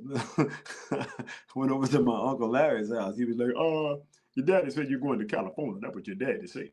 Your daddy said you won't be an actor. And there's something you need to tell us, boy." I was like, "What? What are you talking about?" My Uncle Lamar was like, "Is you a diabetic? Do you have sugar in your tank?" I was like, "What? What does that even mean? You know what it means. You know what it means." I was like, "No, I don't. So I went through that entire ordeal of, Hollywood people are weird. Why are you making that trip? And sports was definitely what everybody in my family thought. Every male in my family played professional sports, either baseball or football. I was an All-American basketball player. Kevin Garnett and I have, I think I have one more trophy in our high school case than KG, which I torture him about every time I see him. But I'm like, one shot, fool, then one more, you be somebody. But in Malden, South Kakalaki, I'm top dog, boy. So he just giggles at me. But great dude. But sports was definitely where, I think, and then, an attorney was kind of the, because of my time doing debate, was where a bunch of people were pushing, but I couldn't see that for myself. So I started an advertising agency when I was 18 years old, and I started writing and producing commercials. And then I started writing on A Different World by the time I was 20. And after producing sitcoms for 4 or 5 years, flipped to Mad TV, launched FX network, and we did what now people call reality television. That didn't exist when we originally did it. And then sketch comedy, and then, television. You've done movies, it all, man. Blah, blah, blah, blah, blah. But look, it's been a fun journey, but it's also been the inverse, because you understand, man, like, comedians hated me, dude. Because if you're Martin Lawrence, I was right. Martin knew me originally as the writer on the pilot of his television show. Right? Like 6 years later, we're up for the starring role in the same movie. And he's like, what comedy club is this dude in? I spent 15 years in a comedy club. Where did this dude come from? And that was sort of the prevailing attitude amongst the comedians, because they were like, what is happening right now? And, I had a penchant for it. And obviously Mad TV opened that door even more. But yeah, man, they were definitely tripping. And now I haven't done a comedy in years. I mostly spend my time over in dramas. I was gonna say, and I don't think a lot of people know too the darker world of stand-up comedy, and like how there's different tiers, right? There's the guys that do these certain spots, and there's the guys that came from nothing, and then there's the guys that had their in with their clique, and or the nepotism, the guys that know somebody who knows somebody. It's like this guy came out of this guy's camp, and this person came out of this person's camp, but generally you come out of somebody's camp. Right, exactly. Or unless we got that way, on your own, right? But there's a lot of not easy to do, right? So outside of because I do want to talk to you about comedy too, because I like stand-up comedy, especially. It's such an interesting place to come from. But I guess before we got one more question, just because I like to paint a picture of who you are behind the character, right? Behind the scenes and the writing. So outside of like the entertainment industry, what are some passions that drive you? Like what motivates you to just keep at it? I mean, if I did one thing in the entertainment business, then maybe my passion is what I do. I don't do it. I do it because if I didn't do it, I would die. It's too hard to do for any other reason. So for me, telling stories and content is what I've always done. I've always had an advertising, marketing, branding agency. My company won the first virtual reality Emmy. I was building AI models in 2016 and 17 on machine learning, because it's not actually intelligent.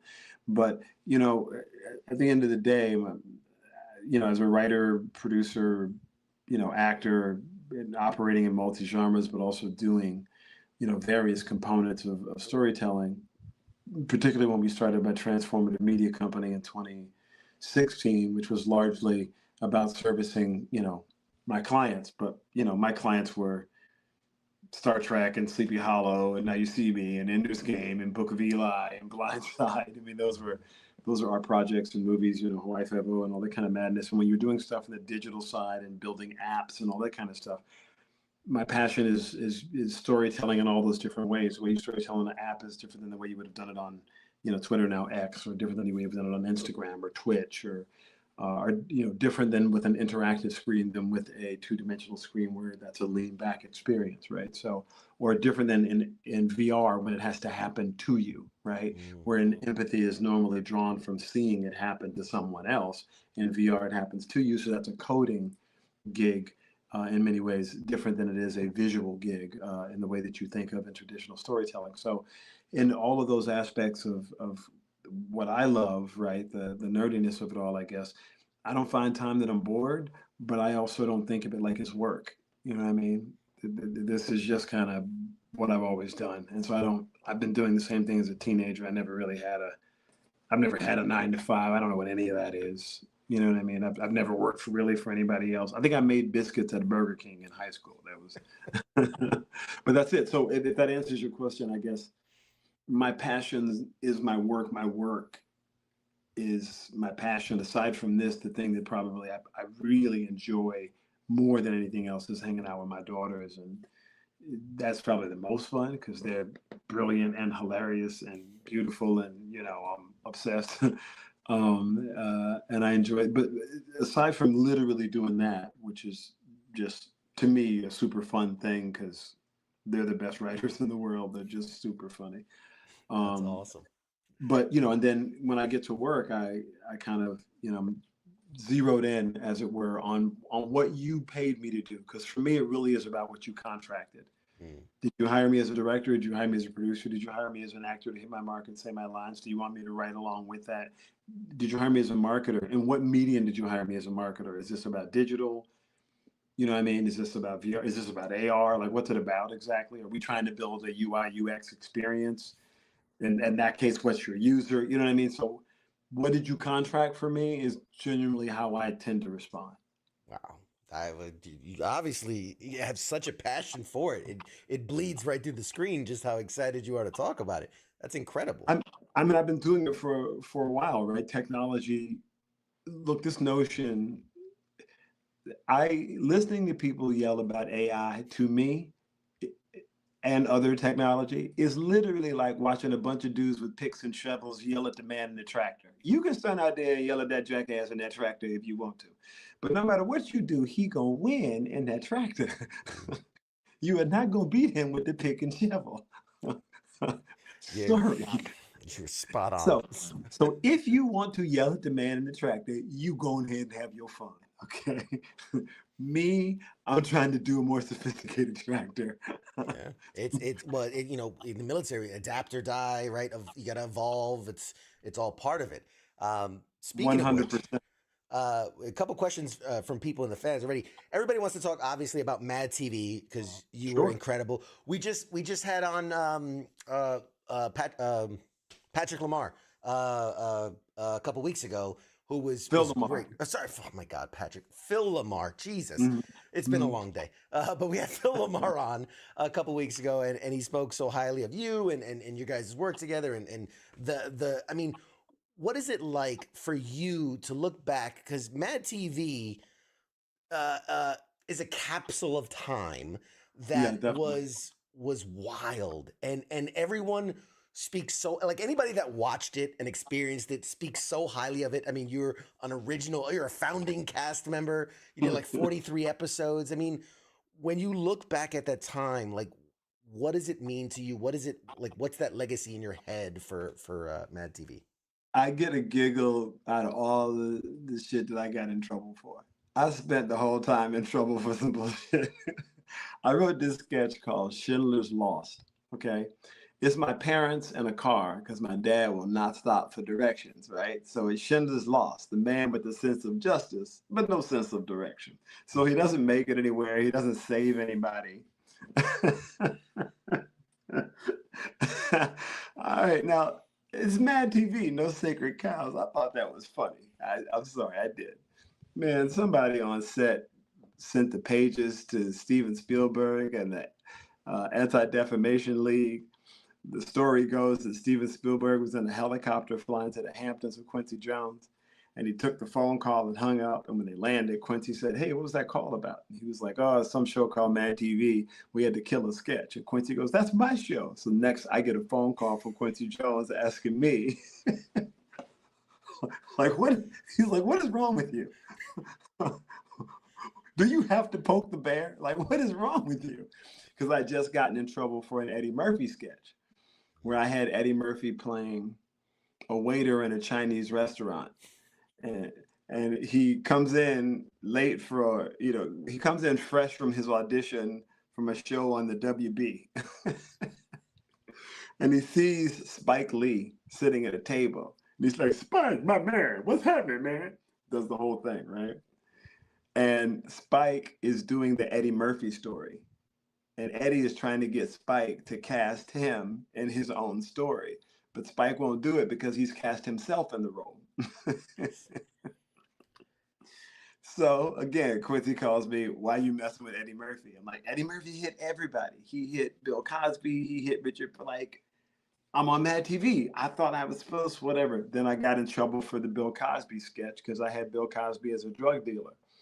Ahead of its time. I was just, So I kept getting myself into these things where they were like, what do you do? And I was like, I thought it was Mad Magazine and No Sacred Cows. So I thought we were supposed to be doing groundbreaking, stuff. You know what I mean? So hey, that was and I got to work with Phil Lamar's a genius. Let's be clear. I've laughed there are things that Phil Lamar did 25 years ago that I still laugh at. I just cry laughing at. I had a great time with Brian Callen, Nicole Sullivan. Mary Shearer is brilliant. Deborah Wilson is, out of here. My brother Artie Lang and all that craziness we went through. I still think of that. That's a huge part of Mad TV for me because, Artie came and lived with me. If you've read his book, Too Fat to Fish, or you're a Howard Stern fan, he attributes me with saving his life, which was carrying that big motherfucker from the Oak Woods to the car and getting him.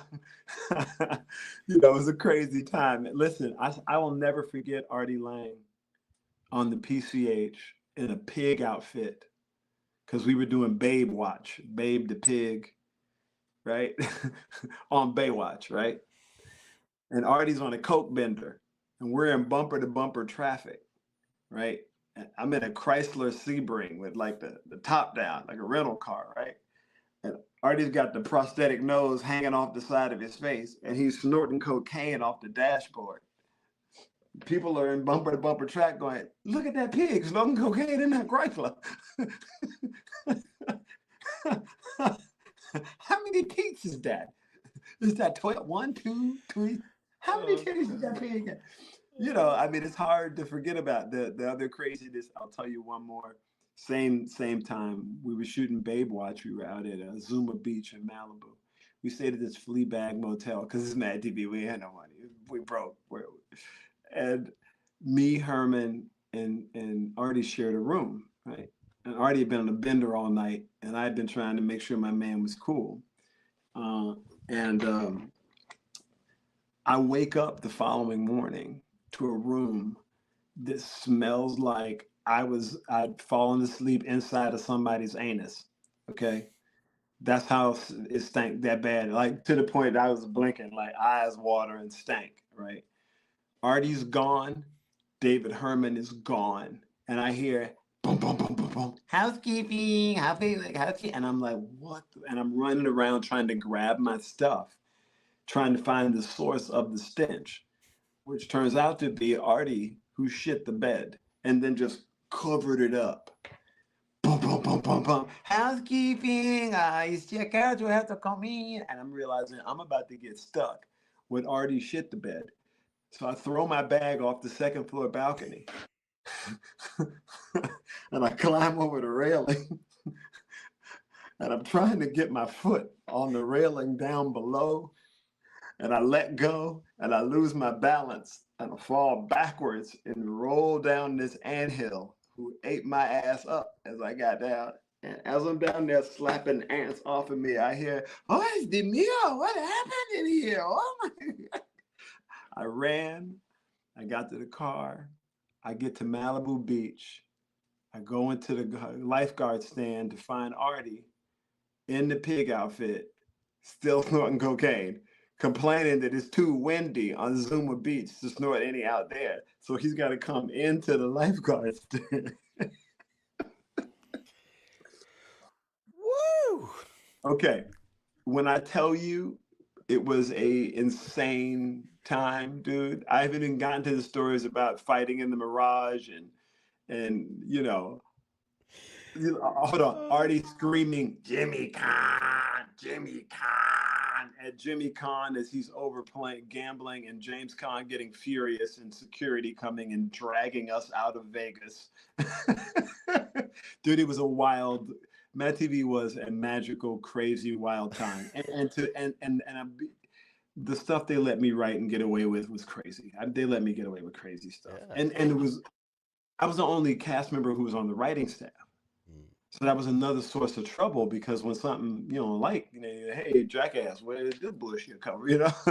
So I was under fire the whole time. So that's why I did it for 2 years and left first, because I was like, I'm tired. I'm fucking getting killed here. I'm dying here. I mean, my goodness. Oh, I love it. I could listen to these stories all day. Oh my God. I mean, I haven't even scratched the surface, man. We're gonna have you back again, so we can just do a story time and just go over, because this is awesome. Listen, one of the funniest moments ever is watching Deborah Wilson chase down the executive producer on a bet and stick her thumb up his ass. That shit was the most hilarious shit in the world. And then after she wrestled a 6'4" man to the ground. Okay? Wow. 6'4". She wrestled him to the ground. And now I want you to know, the whole time I was like, you wanted it. You wanted it. Why are you acting like you didn't want it? You were hoping she did this. You planned the whole thing. Oh, I called his wife, dude. His wife was cracking up. And then she confessed that, he did like a little diddling, ba, ba, ba, ba, ba. And then we fell out laughing. So for the rest of his Mad TV tenure, we let him know that his wife had verified that this is what his kink was. Ergo, he wanted her to do it. Oh, man. I'll leave you with that one, my friend. This is glorious. This is by far the best interview I've ever had. Every 5 years doing this, best interview. So many questions. First of all, I'm not going to stop the show, but so many people, I loved you in this. I loved you in this. You're my favorite character was this. So you're just getting an outpouring of love and support from the people in the chat. I just want you to know that. For everything from give them my love, man. One of the great joys of my life has been guys who were in the Middle East who were stuck with nothing but laying in a bunker watching evolution over and over again, laughing at me getting an alien pulled out of my ass. You know what I'm saying? That's a big one. That's a big one's been mentioned quite a few times. The Replacements. Yeah. What else? Obviously Mad TV. But real quick, make 7-Up yours. Like, since we announced that you were going to come on, I've had so many comments of like, yeah, make 7-Up yours. Why is that still? Do you still get that? Do people still like yell that at you? Like, make 7-Up yours. I don't get it as much as I used to, man. I used to get it all the time. I mean, the focus is on later stuff now. That whole, I get that part, but occasionally I definitely do. But you listen, for a campaign I wrote on the back of a napkin, it went well. You know what I mean? It really that had some legs to it. That had some legs to it. It lasted a couple of years, I remember. And no, fam. I worked 8 days in 1 year. That was it. It ran exactly 1 year. Really? Oh, 1 year, television, radio, no in-store, no billboard. I can see why. I can see why not billboard. No. Giant thing on the highway. Up yours.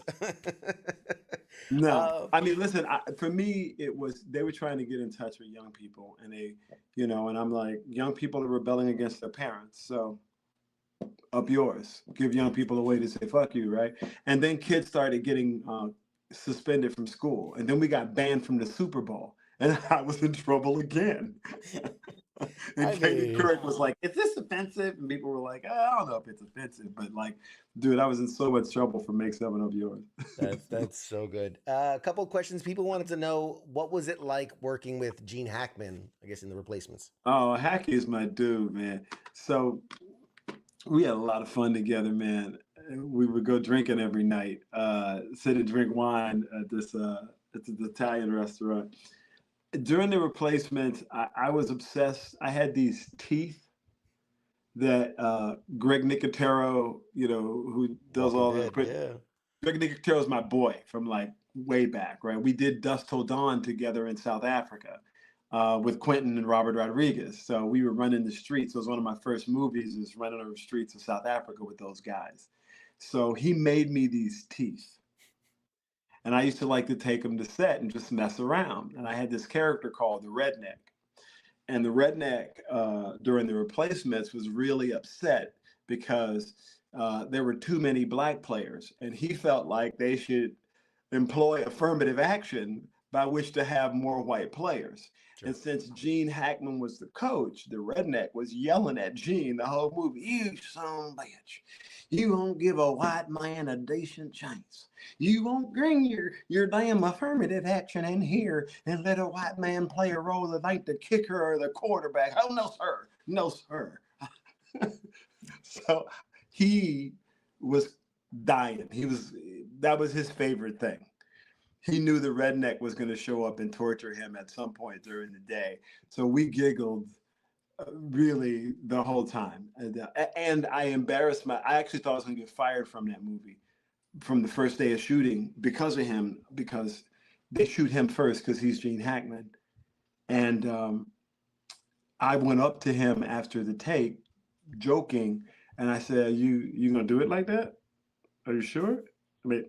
I mean, up to you. And he didn't laugh. Like he had no facial expression. He just looked at me. And I was like, oh, fuck. I'm about to get fired. Fuck. So I went and called my agent and shit. I was like, listen, I went up to Gene Hackman joking. I did this bit. He did not laugh. I think I'm probably going to get fired from this fucking movie. Fuck. And they were like, why did you do that? I'm like, I don't know. I don't know. So he hung out and he waited until they turned around to do my coverage. And when I finished my first take, he said, "Kid, I don't want you to be alarmed, but I hear they got Jimmy Walker on a plane."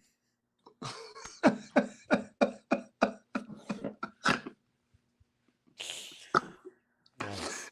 And we became besties. That was from that moment on. I looked at him, and he still straight faced, and then he winked and he walked off, and they got in his golf cart and he took away. And the next day he came back and he said, "You could have shit 4 bricks when I told you that, kid. Should have seen the look on your face. For a second, you thought you were gone. I know you thought you were fired after that. You thought you were gone. It was brilliant. Oh, the joy I had." And he giggled at me. And so we just,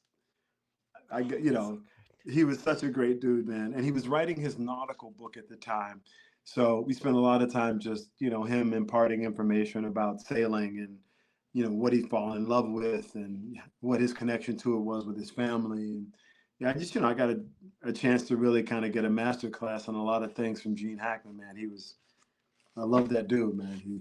That's my dude. So yeah, I miss Gene. God, that's awesome. One question. This is personally, I love a movie called Bedazzled. Was it right? Bedazzled. Yeah, that's Brendan Fraser and Elizabeth Hurley. Not even just a couple weeks ago, I rewatched it again. I love that movie. I know you smote one of the side characters and one of the guys, the gang. Yeah, sure. But what do you have any really fun memories from that? Obviously, you have great stories from everything. So. Well, Harold Ramis was the director of that, and I was a huge Harold fan. And he wasn't going to let me do the movie at first. He was like, "Kid, you're past this movie at this point in your career." And I'm like, "But you're Harold Ramis." And he was like, "Okay." So I remember playing with his kids, but probably the most fun day on that one was there's a day where the devil drops from the sky. right? And the devil's Elizabeth Hurley. And so they had Elizabeth like on this thing. And I don't know what happened, but Elizabeth didn't have no underwear on. And so the whole crew, it, you know, anybody's strippers, construction men, baby mamas, nannies, everybody was like, whoa, Elizabeth Hurley ass was in the air. And this was the same. There's a scene in the movie that same day where there's a moment where I think there's a cut to, we're playing the Colombian drug dealers and we're in the stable and you turn, and when you turn back, my entire upper lip is covered with white powder, right? That was the same day that happened. So we were in there doing the scene and blah, blah, blah. And just in the middle of the take, I turned around and grabbed the cocaine that was in the props and went like this and turned back around. And Harold didn't notice it until the DP started laughing and they knocked over a set of lights. And Harold goes, "What?" And then he finally he's like, "What made you do that?" I go, "I just saw Elizabeth Hurley's ass. I need something to calm me down. I'm not going to jail. Y'all going to jail." Stupidity, man. So much fun. Brendan was amazing. I think Francis O'Connor, Tobey Maguire, who's brilliant, was in. There's somebody else, too, that was in that. Gosh, one of my favorite. Miriam Shore. Look, man, some real incredible folk, super fun, and Miss Harold, God rest his soul. A lot of lovely guy, man, lovely guy. Good time, great memories doing that one. That's awesome. And we're running short on time, and I want to keep you right on time. But I mean, there's just so much. Again, your career has been so amazing. Office Space, Replacements, but Time Machine, Sleepy Hollow, like all these great things. You're writing on Different World and all these different things. What has been the most challenging role of your career and why? I think they're all challenging in their own right. For different reasons, right? Because when our 100% is different times, right? And hopefully as we evolve, right, you know more than you did this one or that one. So I try and really block everything out and just focus on the thing that's in front of me, without anything else around it or without anything else that's relevant other than the thing that I'm doing. I always feel like my challenge is the thing that I'm doing, right? So I'm doing family business right now. Carl Weber is the writer and producer, and challenging only because it's the type of character that who for most of the time is really charming, because he the lady and he's smitten, and when you're trying to get somebody's attention, you tend to be charming. And his interaction with her really does go way left, and you finally meet the guy that exists when he's not being charming, and that guy's a problem. So for me, the most recent challenge, when I just think about what's in front of me, was juxtaposing that in one scene you're finally going to meet the guy. You've seen 25, 30 other scenes with this guy in it, in his story, but you've never met him before until right now, right? It's like you never know who the person is until you're breaking up with them, and that's when you meet him for the first time. That's good. That's good. I Right. like that. So I'm gonna use that one.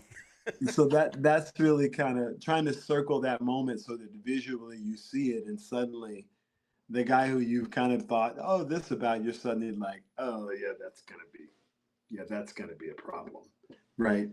Giving you that sense of seeing somebody that doesn't so much say so much to let you know they're going to be a problem. Just the shift in their presence is enough that you're like, oh fuck. Right. Exactly what you got in store, right? Right, exactly. So trying to figure out how to bring that to life in a sitting at an empty dinner table, right, was a recent, for me, that was the challenge of a couple of days ago. And I really tend to, you'd be surprised at how myopic I can be about the one thing I'm doing and how everything else just blurred to me. Like I can't tell you, I can barely, I remember this line or that line or these moments, and I can obviously tell you stories, but if it's really different when I'm doing ADR from the moment and energy I was in when we were shooting it. For me, it's very, very different. I can imagine. I can imagine so. I just have a different hat on at that time. Yeah, You know yeah. what I mean? It's you're in the moment, and it's hard to, I'm sure, find your way back to it at times. I mean, I can get back to it, but what's being asked of me has nothing to do with the moment or the character or what I was looking. What's being asked of me now is some whole other shit. So it's, you know, I mean, I kind of got to match it in a way, but you're really asking me to alter it. That's why I'm here. That's true. Right. That's true. So there's a level of resistance that exists, and I'm trying to act like the resistance isn't there, but I am resistant to it because I don't want to be there, because I'm like, I did this on the day. I enunciated my words. I am professional. I don't need to be here for this bullshit. What the fuck is going on? I did this already. I want to get to one last one here before we let you go. I'm always fascinated because obviously you have such a long career and you have such varied works. Is there, when you look back, is there a project that like you just wish more people gave it a chance, like something you loved that you did, you were super proud of, but for whatever reason, right, marketing or money or names or controversy, whatever it is, reason it didn't get as much attention, that because right now everybody's saying we want to see more of you. So speaking to the people, what's the thing they should go back and see? Gotcha. Let's see. If I was going to direct you towards some stuff I like of mine, tough. There's a project called Madiba. It's on Apple TV. It's or might be on Amazon as well. It's me, Lawrence Fishburne, a guy named Dave Harewood, brilliant actor, and an incredible Terry Feto, an incredible cast. Hlumna Dandala. I mean, the South African cast is amazing. It is the most comprehensive piece anyone has done about apartheid. 6 hours, three-part miniseries, limited series, beautifully done in South Africa. Probably one of my favorite pieces. If you're looking for film noir, there's a really creepy, scary movie I did called Seconds Apart, where this investigator is investigating the situation where these two twins are. It's not quite right. It is very film noir. It's dark and shadowy and tortured, but if you're looking for a serious horror scare movie, a fun ride. That one, I think that one's a fun ride. Let me see. Ethan Hawke claims that he did a piece called The Good Lord Bird on Showtime. And on The Good Lord Bird, I played this character called the Railman. I think he's maybe in episode 6 or 7, but Ethan encourages everybody to go watch that. And by the way, Ethan is phenomenal in The Good Lord Bird, based on a book. He's phenomenal. But I recommend that. The Real Man is worth it for the couple. He's similar to Mr. Nancy in that, in American Gods, I think Mr. Nancy's only in 2 scenes in the first season. Right. And then he comes to life in the second season. So those would be the ones off the top of my head. I would. And for animation stupidity, I would check out a thing called The Adventures of Chico and Guapo. Guapo. Animated comedy, crazy. It still runs on MTV in Latin America, but I do both of those characters. That's a crazy one. But yeah, that's some friends created it and we launched it on MTV. It was the first content that Viacom ever put on iTunes because we made it for mobile and broadcast in 2006. Wow. That's it. So, there you go, folks. You got your homework. Everybody, you got your homework. They take notes. They got to go see. They got to watch all this. You're going to see an uptick in Seconds all Apart, Good Lord Bird. Those are some fun ones. I can't think of any others off the top of my head, but check those out and see what you think. Report back. And Madiba. Madiba for sure. Anything you want to, or I'll give you the last minute here. Social media where people can follow you. Anything they should look out for to support. What's the next big thing? The Orlando Jones is me on social media. They got this weird blue check mark that supposedly means something. So that me. I call myself Trollando online because I troll normally me, but other people occasionally. Family Business is coming out. That'll be on BET and Netflix. It's Family Business New Orleans. So there's been 5 seasons of Family Business already. So this is the new spinoff, as it were. There's a project I would love to tell you about that I actually agreed to today. That's insane, but I can't talk about that until next week. So I will leave that off. Let me think. Yeah, I'm going to be at Gotham in New York for a couple of dates. I'll probably be at Virginia Beach. I'll be in around the Richmond area, Funny Bone, Virginia Beach, Funny Bone there, Gotham, New York. Those are kind of the places. Normally I'll post, where I am. Right now I'm still shooting, Family Business. But more than anything, man, I appreciate you guys taking the time to come and vibe and talk some shit. Everybody and right mad now. love to the people in the chat. Yeah, the people in the chat, they're like, you have to come back for a part 2. I mean, there's questions about Drumline, about Biker Boys, Drumline. about. I forgot. I mean, you're just getting just a ton of love. People don't know Drumline is based on Dallas Austin's life. Really? That's Dallas Austin's life, moved from high school to college. Look up Dallas Austin and look at the artists he's written with, and imagine this silly story. So Dallas Austin has these brothers, and they're all older than him, and they're all in the band. So he starts learning these cadences with his older brothers when he's he must have been like 9. So by the time he's a freshman, he's been playing the cadences longer than the seniors at the high school. So that's why he was clowning those fools. But all that really happened in high school because Dallas was a ridiculous drummer. That's people don't know that's him. Nick Cannon is playing basically Dallas Austin. That's amazing. Which is crazy. Yeah, we got one comment said, I need a weekly dose of Orlando. So, if you want to start a show, you can tune in and we'll get you. They keep banging me about a podcast. I might get around to it. I just haven't found the time yet. I'm not as fancy as y'all,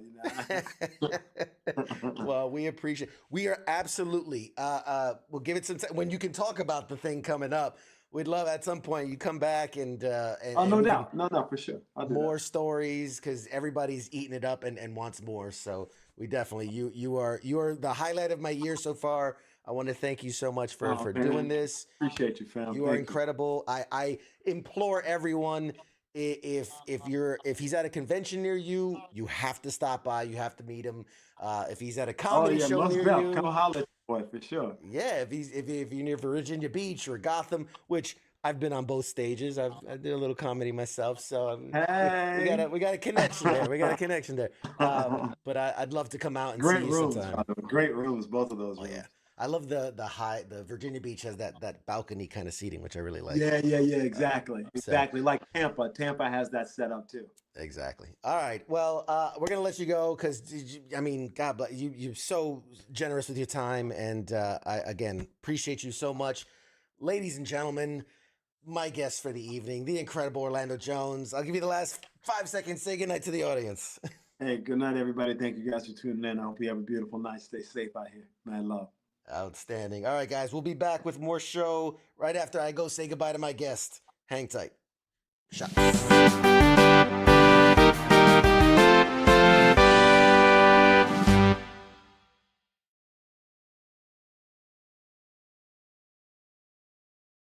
You're listening to the sounds of WTF Nation Radio.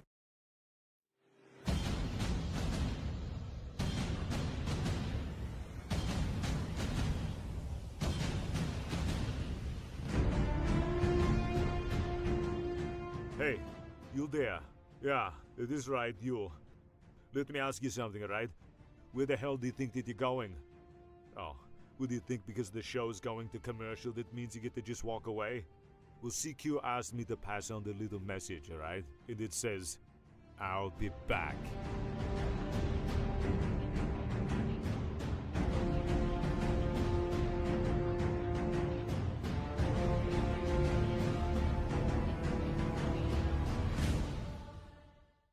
After all I've done, do you love me now? Do you love me now? After all I've said, running through your head, do you love me now? Do you love me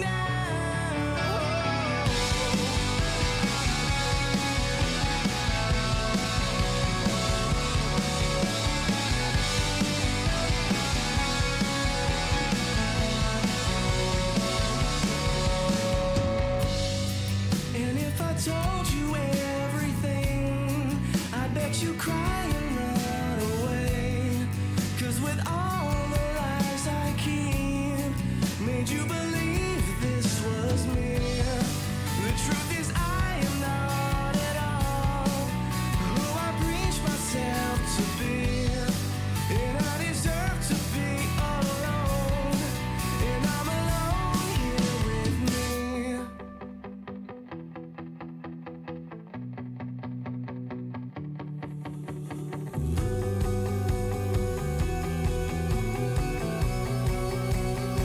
And after all I've done, do you love me now? Do you love me now? After all I said, running through your head, do you love me now? Do you love me now?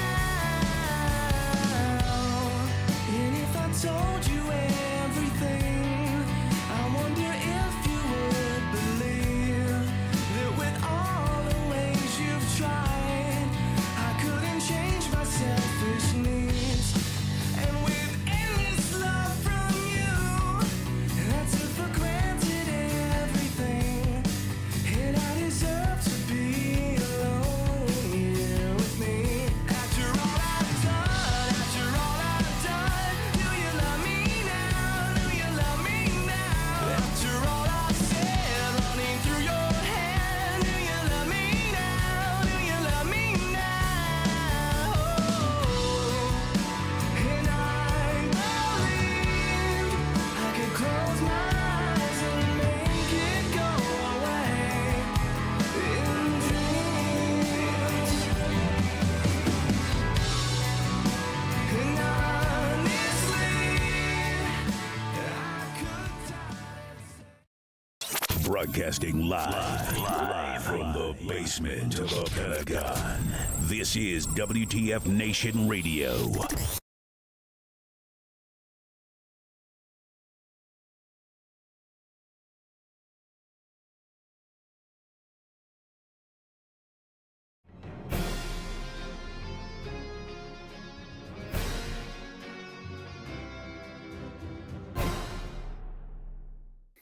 Hey, everybody. Welcome back. Let's bring back Mad Mike. There he is. Oh, my God. My face hurts from laughing so much. That Orlando Jones. What was he in? I just, like, I'm struggling to find the words of, like, when you want someone to be as though you would It's hope like they how would be. like people like expect this show to be, and then they watch it and they're like disappointed. It's like if they watched this Opposite of show that. and they weren't disappointed. It's like that. Oh, man. Oh, you're always It's what there I'm to here bring us for. down. You're ladies and gentlemen. always You're welcome. there. Oh, God. That was great. I had a bunch of jokes lined up. I was gonna rip some shit, but Past your bedtime. yeah, it's late. I'm tired. I'm old. I was ripping my jokes in the chats and stuff, but nobody like appreciate. No, like nobody gets appreciates my, your like your humor. you know, like I'm fucking like it's like A quality jokes, and everyone's on a D level. Oh God. Oh God. It's like if you're shooting out at the like old folks home. So It's let's talk yeah. about our guest here for a second. Let's not just make it all about you. How about that? So Orlando What? Jones. Orlando Because Jones. we're not talking about you. That's But right. he's great. It's it's basically like if he was in the Marine Corps. It's Yeah. just it's not. It's like the humor of the Marine Corps. He's just not a badass. Yeah. That's how it How do is. you find a way to compliment him and insult him at the same time? Because that's what it is. Oh God. If I All punch him right. in his face, he's falling down. But he's fucking hilarious. If I whip out my dick and I'm like, look at this shit, and he's gonna laugh, and he got some jokes. Like, yeah, Oh man. that's how we roll. He's talking about Artie Lang taking his nose off and snorting coke. Like, that's infantry stuff. That's like if you're like doing butt coke, which is an infantry thing. Like, you can't Google it, but yeah. And he told it on our show, which makes it all the better. We gave him no motivation. It just came out of the air. The gods just gave it to us. I just said, you must have some funny stories. He's like, oh yeah. Remember Artie when- Lang took off his nose and did coke in a LeBaron. I think it was a Sebring. He said a Chrysler. I automatically, when you say Chrysler, the funniest Chrysler is a LeBaron because of the Tom Green movie. So I just go LeBaron. Okay. Fair enough. That was Yeah. He's like, we're at a stoplight. He's doing coke, pig note, like no. Like, it's like this God is bless. like we could not like. It's like if I, this is what I thought. these And are then the you words were in my like- head. I Like, don't say them out loud. No, we're not doing that. That's the dumbest shit I ever heard. Oh, Why do I man. have you on this show? Oh goodness. And then he said it, and I was like, oh. My life just had meaning. This- You're so stupid. You're so stupid, Marine. This is gotta be like a top 5 interview. This is like Top everyone 3? does dumb shit. Like I thought I was the only. Like I just thought Marines were the only people that done dumb shit. Like Army does somewhat. They do somewhat dumb shit. Like, ooh, look, I saw your butt crack. Ooh. Marines are like, I just fucking shoved a dildo in my butthole. They're like, we just did coke with a fake nose. Remember when we used to talk about? You remember when we used to talk about pop culture stuff? And they're on Mad TV, which they were making like 35 grand a year. Like they were making a lot of money. Remember when we used to like talk about I pop made culture 20 stuff on grand this a show? year and a pound of nanny ices. Never did coke off a dashboard. Couldn't afford it. Oh man. Anywho, so that was the highlight of my experience from that interview. I'm sure other folks listen to like his work and his creativity. He's a very funny dude. He did a lot of shit, I'm sure. But like Greg says, the first 5 minutes of the interview, we all knew it was going to be amazing. Yeah. He came out swinging, man. No, he came out swinging. So CQ sent the list. He sent me a list of like 40 people, and he's like, "Who should we get on the show?" And it was like, boom, boom, boom. Number 3 was fucking Orlando Jones. I was like, fucking Orlando Jones. That guy has lived life. And he's like, I'll see if I can get him. Like, no promises. Like, typical CQ bullshit. I don't know. I'll see. And it's like, why are you asking me if you can't really fucking get me these people? Oh, I'm kind of busy, doing shit. I don't have time. And he's like, yeah, I'll see. And then he's like, yeah, he's going to be on in 3 weeks. And I'm like, play with my emotions. He really came on. I didn't believe he was really coming on. I thought they were just bullshitting me. Because we did do a show for 2 weeks. You're like, Orlando Jones coming on 3rd week. And I'm like, you're like, okay, like, yeah, Tom Cruise next week, right? Yeah. Top Gun. We got the big Memorial Day Top Gun show coming up. Well, yeah, sure. I still be on. Yeah, I got it. Oh God, that's so funny. Oh.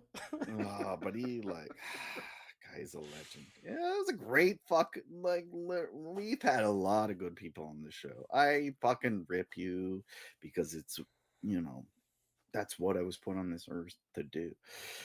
You're the Thor and I'm your Loki. Yeah. Yeah. But yeah, I was like, Jesus Christ, we did not, ladies and gentlemen, we did not put him up to anything. I didn't It was pay him for all that. just That was comic all. fucking genius. We've had a lot of stand-up comics and they didn't deliver, and he fucking delivered it. I ripped 5 dick jokes in the break. You're like, Mike, I gotta go pee, and I fucking ripped 5 Let dick me paint a jokes. picture real quick. No, let me paint a picture real quick. And you're like, Jesus Christ, last time I put you in charge. Shut up Guys, for a second. no one talks about dick like this guy. All right, I'm gonna take Bad Mike off the. There you go. He's off the thing for now. I'm putting him in a corner so I can talk for a second. We go to break, right? Just to paint you guys a picture of what happens behind the scenes. We go to break, and usually I'll talk to the guest and like, hey, this is what's up, blah blah blah blah, and we're gonna go live. I've been chugging water all day, so I'm like, look, I gotta run to the bathroom. I was like, Mike, keep him entertained for a second while I run to the bathroom, and I run off to the bathroom. And when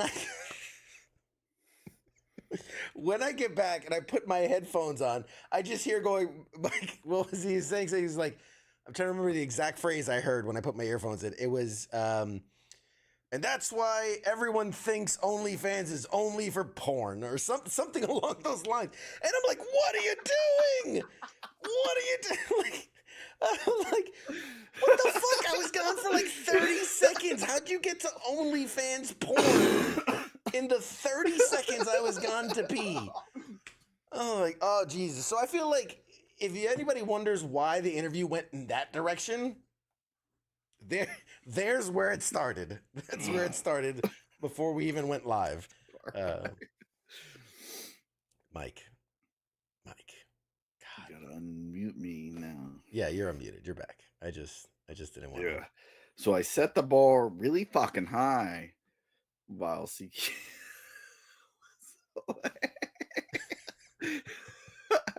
He's like, okay, this is the type of show we're on. I got it. I got it. I got a bunch of Coke stories. I got.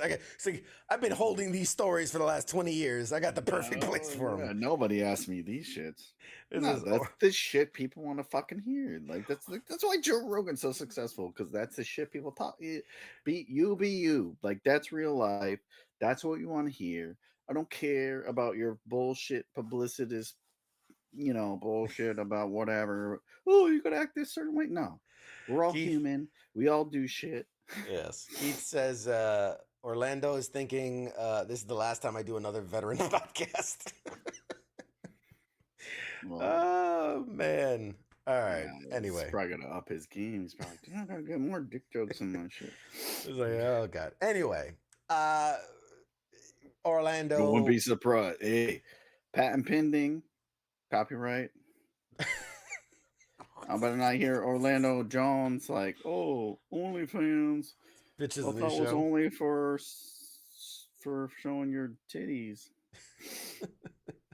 Anyway, moving on. That was great. Orlando, dude, what a legit, just super cool dude. And everything I said, I really do believe. If you have the good fortune that he's coming to a convention near you, it's worth it. It's worth it to meet him. I mean, that's how he was with every person in his line. Didn't like that's what I do, and you kind of do it. You're a little more PC than I am, but we kind of hang back, don't say nothing, and we see how people like, oh, we're have this person on our show. Let's see how. Oh yeah, I'm going to this con. They're there. Let's see how they are. And you were like, yeah, like you told me that before he was even an option on the show. Like, yeah, Orlando Jones was there. And I was like, how was he? And he's like, yeah, it was great. Like he was whatever, high energy. He's like hugging people, coming behind the counter and this and that. Like I've said it 1,000 times. A lot of times you go to the cons, you pay to go in, whatever the fee is for the day or the weekend, you buy the passes and then you pay for whatever you want. You pay for a picture, you pay for an autograph, you pay for a hug, you pay for butt sex, you pay for all that stuff. And you like it's up to them to deliver. And you were like, yeah, he fucking delivers. He comes around to everyone. He fucking talks to them, like laughing. It's a good time, and that's a rarity. I, you've been to more than I have, but I've been to a lot too, and not a lot of people do that, and that's what's frustrating because it's like you're in the entertainment industry, you entertain people constantly. That's your brand. Like I'm an asshole. I'm always an asshole. I'm always, I fucking nail it every time. Like You if know you what you're run gonna get. into me on the street, you're getting the same person you get right now. I If just they want you to run know. into you on the street, they're getting the same thing right now. You're friendly, whatever, open up. No. So I like bobble my head a lot. just do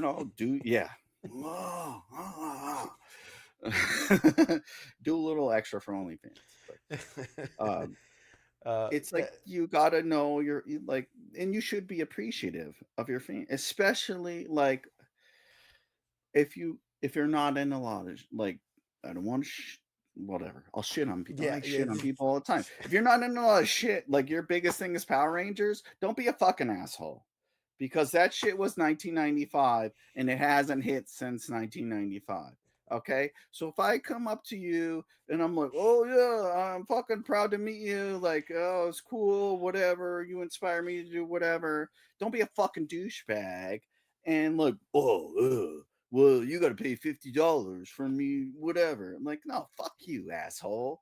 God damn it! I fired a real gun. I didn't just throw my hands up in a fucking thing like this for you to shit on me. Like, suck a dick, okay? Red Ranger, not calling names out.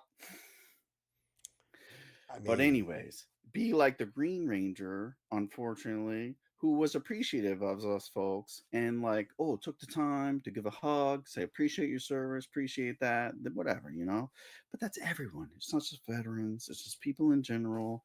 You should be welcoming and appreciative of like them appreciating you and whatever little thing you fucking did or big thing you fucking did. You should be welcoming and appreciative of them accepting how you portrayed that piece of art or work or whatever, and not be a fucking total douchebag and be like, oh, only if you pay me $500 and then I'm just gonna stand there and I'm only gonna do one thing. It's like, no, fucking shoot the shit and be a goddamn human being and fucking give them their money's worth for what they're paying you, which is an absurd amount of money 100% of the time.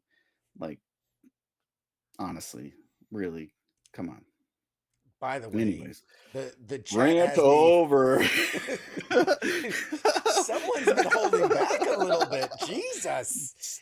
I've always said it. It's always out there. I'm 100% transparent. It's fucking real. Like, if I was really good at something and I was whatever in a movie or something, I would be the same way. I'd be like, yeah, fucking come over. Like, fuck yeah, high five, whatever. Like, I'll do that shit for free. I'm not gonna charge you $500 to come fucking take a picture with me. Like, take a picture. Like, yeah, come on, that'll get you to buy a ticket to my fucking movie or whatever the fuck I do if I make a comic book or whatever. Like, you'll come over and be like, that guy's fucking awesome. He's always like, whatever. He's signing people's dicks and shit and whatever. But it's marketing. You're missing out on the chats, man, because there's a lively debate. There's a lively debate going on about whether or not we should keep you. You have no choice. There's nobody else. Well, so there's one that's like, so Angry Elf next week, but then people are like, no, in Mike we trust. Let's see. There's so many great ones, dude. I've been cracking up. You guys are killing it. I'm dying in here. Let's see. Speak the truth. You guys are paying $200 for some asshole to fuck you over. Anyway, or as Greg says, so this has been Pop Culture Warrior. We have no more guests. Nobody's coming because Fucking Mad Mike blew up all their Comic-Con spots. I mean, we did have the Red Ranger, but now you just called him an asshole. So, I mean, which one? Which one do we have? Because there's only one that's a dick. well, see, I disagree. Red Rangers I've always had good experiences with Red Rangers. Now, Blue Red and is my Black favorite Rangers, color. blue was and it blue and Shit, black did I ones. confuse my color? You know how I am with colors. God damn it! They're all delicious. The Blue Ranger, you think of it? It was blue. Hey, I'll call it like I see it. I Fuck. said I'm not gonna I'm be. sorry, red, blue. You're both delicious. Whatever. Oh man. Nah, I'll call it like I see Black it. Ranger's kind of a dick too because Yeah. you're all like, "I'm missing my finger," and he's all like, "Yeah, fuck you, wipe Yeah. away." I will say it. The kid the dude who played Billy Cranston, Blue Ranger, absolute asshole. Won't give you the time of day. That's who it was. Yeah. Not I never not wanted a. to punch someone more. Like it took everything, and you were like all nice about it. I was like, I just want to punch this guy. And like Mike, don't punch anyone. Yeah. So, all right. Well, I feel like that's a natural stopping point. No, but it was good. Great interview. Yeah, he's got some good shit. Oh man, got some stuff coming that he wouldn't tell us about. But yes, it's really important. I was going to try to probe him in the break and be like, see if I could get like a little sneak peek. What is it you just signed up for? But Mike started talking about dicks and he just ran off. Like he just. Everyone just wants to talk about dicks. Oh man, uncanny. It's really good. It was a lot better than I thought it was going to be, which was, I think, what really did it in. Oh, here's a great call. Here's a great callback. Whoa. So when you said accost them on the street, you meant specifically the Blue Ranger, right? Yes. If you do recall, a couple weeks ago, I said make sure you accost them if you come across them on the street. That's no, do not do that. We did not tell you. Do not violence any peoples. Don't violence with the peoples. My thoughts and wishes are not yours. I'm gonna start playing that bumper. WTF? The views and expressions exposed by Mike. We don't hit people. We just, I imagine it. Nobody should hit anyone. Oh man. Peaceful world. It's all we like. We like our pop culture and we like all our shit. I just take it a little too seriously. And I want to physically harm people, but you shouldn't do that. We should be peaceful. We should all just. Everyone has their opinions. We like Fallout. Some people are like Fallout fucking sucks. We love Marvel. People are like fucking Marvel sucks dick. Like Eternals was garbage. Yeah, okay. Yeah. So it's like everyone has their opinion. That's why we're here. We need to discuss it. Did you take your medication today? I did. That's why I'm not fucking wanting to punch people in their mouth. I'm trying not to get sued, fucking dick. You're talking about people are gonna go punch the Blue Ranger in his face, and they're gonna be like, "Look, Mad Mike told him punch him in his dick." Like CQ, like Scott said, CQ Patreon fund is now the lawyer fund for right to pay for all the lawyers. Mad Mike needs legal fees because 3 people beat the fuck out of the Blue Ranger. So, well, I will say that. On that note, not that specifically, but in its range, in its realm, I did say that, like, hey, if there's a convention near you and you want to go free of cost, it'll be on me. I'd be happy to send you guys on behalf of Pop Culture Warrior. I've had a few people reach out. I believe Scott's one of them. And I got him tickets to whatever the convention is he's going to be going to here at the end of April. So by all means, if there's a Comic-Con near you, reach out, let me know, and I can arrange. You guys will be press on behalf if you want us to go, maybe we can make it work. Yes. Britty, if you're out there, reach out to the page, Pop Culture Warrior. Reach out. Let us know what convention is near you. I will be happy to get some press tickets where you can go. And the only barter of the whole thing is, at the very least, take some pictures and we'll post it on the page. Show that we're out there. If you've got a Pop Culture Warrior shirt, even better. If you can network and Do we have new shirts? We got to make new shirts. I gotta make new shirts. I got new shirts coming. I got new shirts coming. I got new hats coming. What side note? Yes. Any good movies you've seen lately?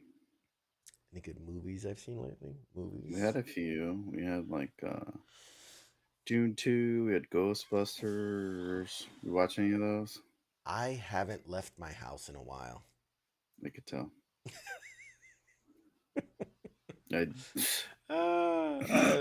I know. I mean, well, you've left, but not to watch movies. Nah, I barely go outside anymore. Fuck that. Have you seen people outside? Have you seen society? Unfortunately, that's why I'm so fucking angry. Yeah, that's why I stay inside.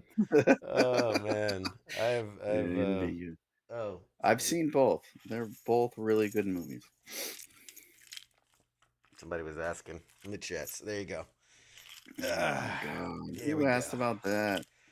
Just only the best people. Can we block them? There's a guy that made it, wasn't it? Oh, Jesus Christ. There we go. God, that shouldn't fucking be. Looks good, man. Damn, that looks good. It's like, oh, that's, yeah. You're like the Skarsgård father in Dune 2 with the gold chain on. Oh, God bless. Oh, man. Anyway. All right. So, what, yeah, so that was my we got point. coming up? Anything good? My point. Besides me being here? We'll see how long that lasts. My point was, if there's a convention near you, you want to go, let me know. I will get you passes, and you will be an arm for Pop Culture Warrior out there. We do have the conventions coming up. There's some behind the scenes stuff we're shooting. Where are you going lately? I got things. You got coming up? I got things. Some things. There'll be some traveling. I think it's first week of June. I think it is. There's no show first week of June because I will be. All I can say is I'll be in Texas. That's all I can say at this moment. I'll be in Texas. No trips to Augusta yet. Sorry, no. One day. Am I getting? Oh, you did Atlanta. I did Atlanta. Yeah, I did Atlanta a while ago. We did the. What's in Augusta? There's nothing in Augusta, right? Augusta, Georgia. It's the capital. I know that, but I don't think they film anything there. So I do have. I do have Texas coming up. I do have California coming up. I'll be at MGS Con 2, the return, the Liberty Con. Metal Gear Solid. Yeah, well, they can't legally say it's Metal Gear Solid, so it's Meme, Jeans, and Snakes Con. Really? Yeah. Well, memes like memes, genes as in like the DNA genes. It's snakes because Yeah, it's gay. Metal Gear MGS. Solid Con. It's MGS Con. Well, they can't. They get sued if they call it Metal Gear Solid Con. I can call it whatever I want. You can call it whatever the fuck you want. I have want. no fucking money. Come on, come at me, bro. Yeah. A disabled veteran. So I got that. I got not LA, but wherever that is, San Diego. I California area, whatever. Somewhere in California. It'll be somewhere in California. Same area. Texas. I think I got something in Florida coming up. I'm trying to look at my map here. There's a couple things happening. Let me know if you come to my state. I'll let you in. You meet me at the door. Meet me at the door. I'll meet you at the door. There's a special punch code thing you have to get. I got connections. Just let anyone in these days. I know. Damn it! I feel like there's something else that I can't. Something else I was supposed to talk about. Big. We were supposed to talk about. I know. That's why we need to do a show more than once a month. God damn it! I suck at this. Jesus, you would think after like 5 years I'd be much better at this, but I suck at this. Whatever. Well, they'll figure it out. Yeah. We got other shows on this network, right? We still doing other shows? We do have other shows. Have Dogs Will Travel. Going to Cali. Yes, Florida's any beach. Yeah, let's show. Okay, so here's what we got going on around the world here in W.T.F Nation Radio. On Sundays, we got the Sports Bar with King and Coach, giving you all that sports news. Monday edition with I was gonna say Radar with Ice and Massey are covering the Monday edition with your news, commentary, discussion, what's happening in the world. Tuesdays right here, you know it, you love it. It's Pop Till we Culture get Warrior. canceled. Till we get canceled. Yeah, till Mike gets us Till canceled. Mike gets canceled. Or Pop both Culture Mikes, Warrior. so you get what you get. You don't get upset. Wednesdays is the Smoke Pit with Radar and TZ. That's for all you lower enlisted. God bless you. You're sham shielding sons of bitches. Backbone of every military branch. That's right. Thursday nights is Sergeant's Time on Thursdays with Ice and Spanky. That's for all you upper enlisted. Get it? Lower enlisted, upper enlisted. Get it? Higher enlisted. I got it. And then Friday Night Make it know Freedom. much better. Friday Night Freedom with Kaz and co-host. I think yet to be determined. But yeah, that's. Oh, and then Saturdays we don't have a show. Hit or miss shows with you, like fucking building Legos and shit. You're the first of all. You're the only you're not the only one to call it. So Greg puts in some Tuesdays Pop Culture War. Yeah. Fair, yeah. fair. You gotta tune in 2 hours before. No fucking prior. Listen, I'm on the listen. same page. I'm like, are we doing this show? Like fucking and out. Like I'm already here logged in. I'm like, where are you? Oh, no show tonight. I'm like, Jesus Christ. You know how much shit I just put aside? Like, I have a life. Okay. I'm like logged in to this stupid internet bullshit I gotta do. And he's like, no show tonight. I put it in the whatever. And I'm like, I don't pay attention to the whatever. Fucking text me, you asshole. Anyways, I feel you guys. Feel you guys. Same page. Last minute notice. You like, no show. I'm too big. You know. I mean, I'm kind of a big deal. I'm on my period today. Can't do a show. I'm kind of a big deal. No, I only do 8 show, HBO level now. 8 shows a year. You get it when you get it. You get it, and you be happy you got it. Don't complain about the Starbucks cups on the set. Listen, right? If you got 5 episodes. Anybody that wants to complain, send me a thing. I will gladly refund your money for the show. Okay? Yeah. I will gladly refund you for all the cost of watching this show. Jesus Christ, which I just remembered I fucking paid for you to do this show. Yeah. You're one of the lucky ones. Once again, from Greg or from Scott. It's like a gym membership. You forget you signed up. Hey, can you sign up for this? It's a really good deal. I'm like, shit, I forgot I signed up for that. And you gotta like mail. It's not easy to cancel, folks. You gotta like mail in a letter. You gotta do it like fingerprinting. It's a whole ordeal. Okay. All right. Fair enough. Laughs in Patreon. Why is my Patreon numbers down? Oh God. Killed me. I gotta do something. You know what? I blame you guys. I blame all of you. It's all your fault. It's you and you and you and you. The only thing more we can do is show like titties and shit. I mean, if you guys want we do everything we can do. Like we literally like there's nothing more. Like are there feet people? Is there anybody feet people in the crowd? Oh, I'm sure. Jesus Christ, is that a corn? Oh God! Smell it. I could smell it through my microphone. No, it's like no. We do what we fucking do. Like there's nothing more we can do. We show you everything. We show you what the fuck we like and what we want to do. Patreon fund seems a little low. News. Last week, someone attacked the Blue Ranger at Comic-Con. Yeah, that makes sense. Don't do that. I fucking well. I'm not saying don't do it. I'm saying I didn't say do it.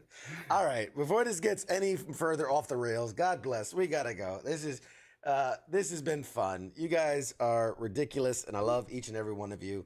By the way, the camera shaking thing.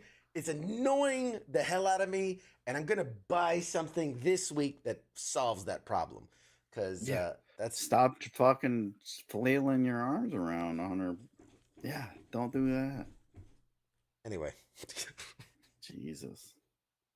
You know when you tell me Why not is to the do camera something. shaking? It's fine on my. I don't know. It's fine on my end. I don't know what the people Different are saying camera. now. Different camera. Because there's one camera, peek behind the scenes now, everybody. One camera, small, very compact, that clips really well on. That's your camera, Mike. And then the audience camera, very big and delicately balanced. So every little movement shakes it like we're on a They got cruise the ship. OnlyFans camera. They got the OnlyFans. They got the sexy You cam. gotta subscribe to the OF, ladies and gentlemen. You get the sexy cam. Anyway. Anyways, Duct tape. Yeah. hopefully we'll be back next week. I don't know. We're probably canceled. Sorry. First of all, this is what we do once a month. we will be back next week. I have a guest outside of the typical range, but For now. That's it. Can we You're say gone. who we have? Bye. There you go. go. So next week we have joining us the creator of, and this is literally what, the Game of Ham.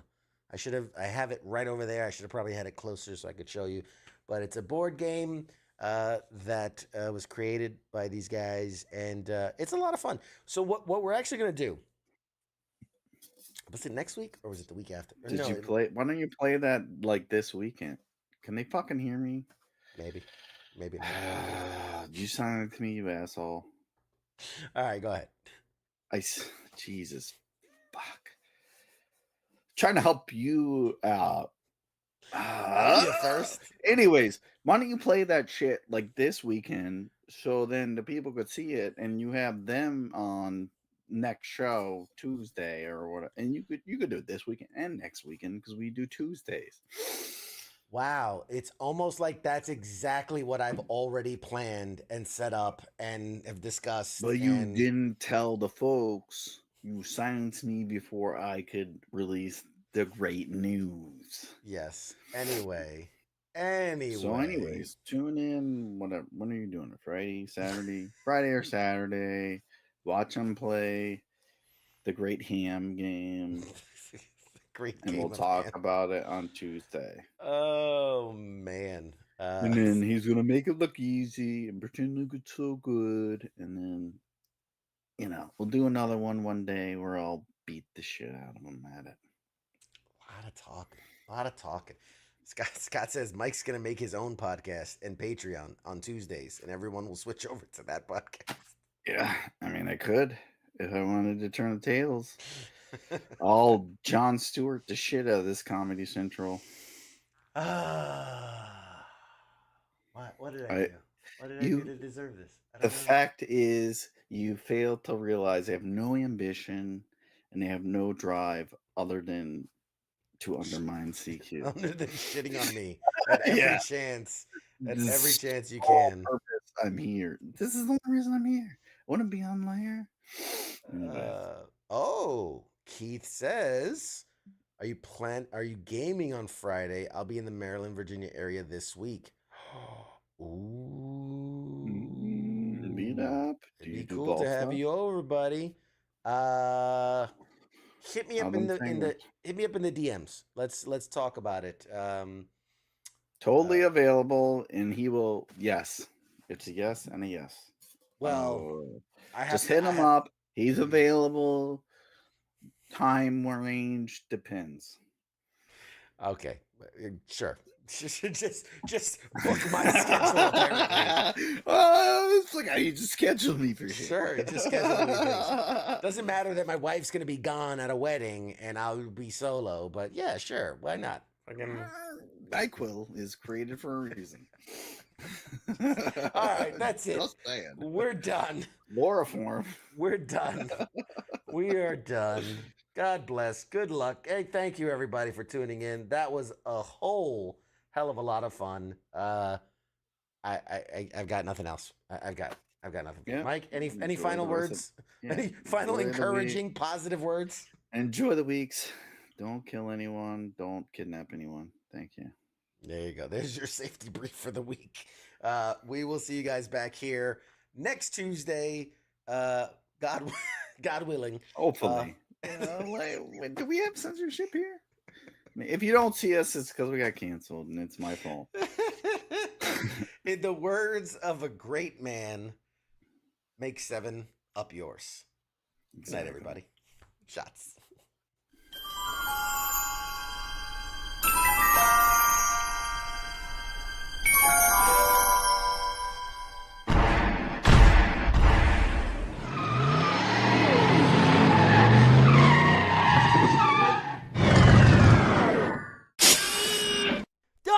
Doc! Oh, no! We're too late! We missed it! Oh, jeez, this is heavy. Ah, wait a minute. Wait a minute, Doc, I got a time machine.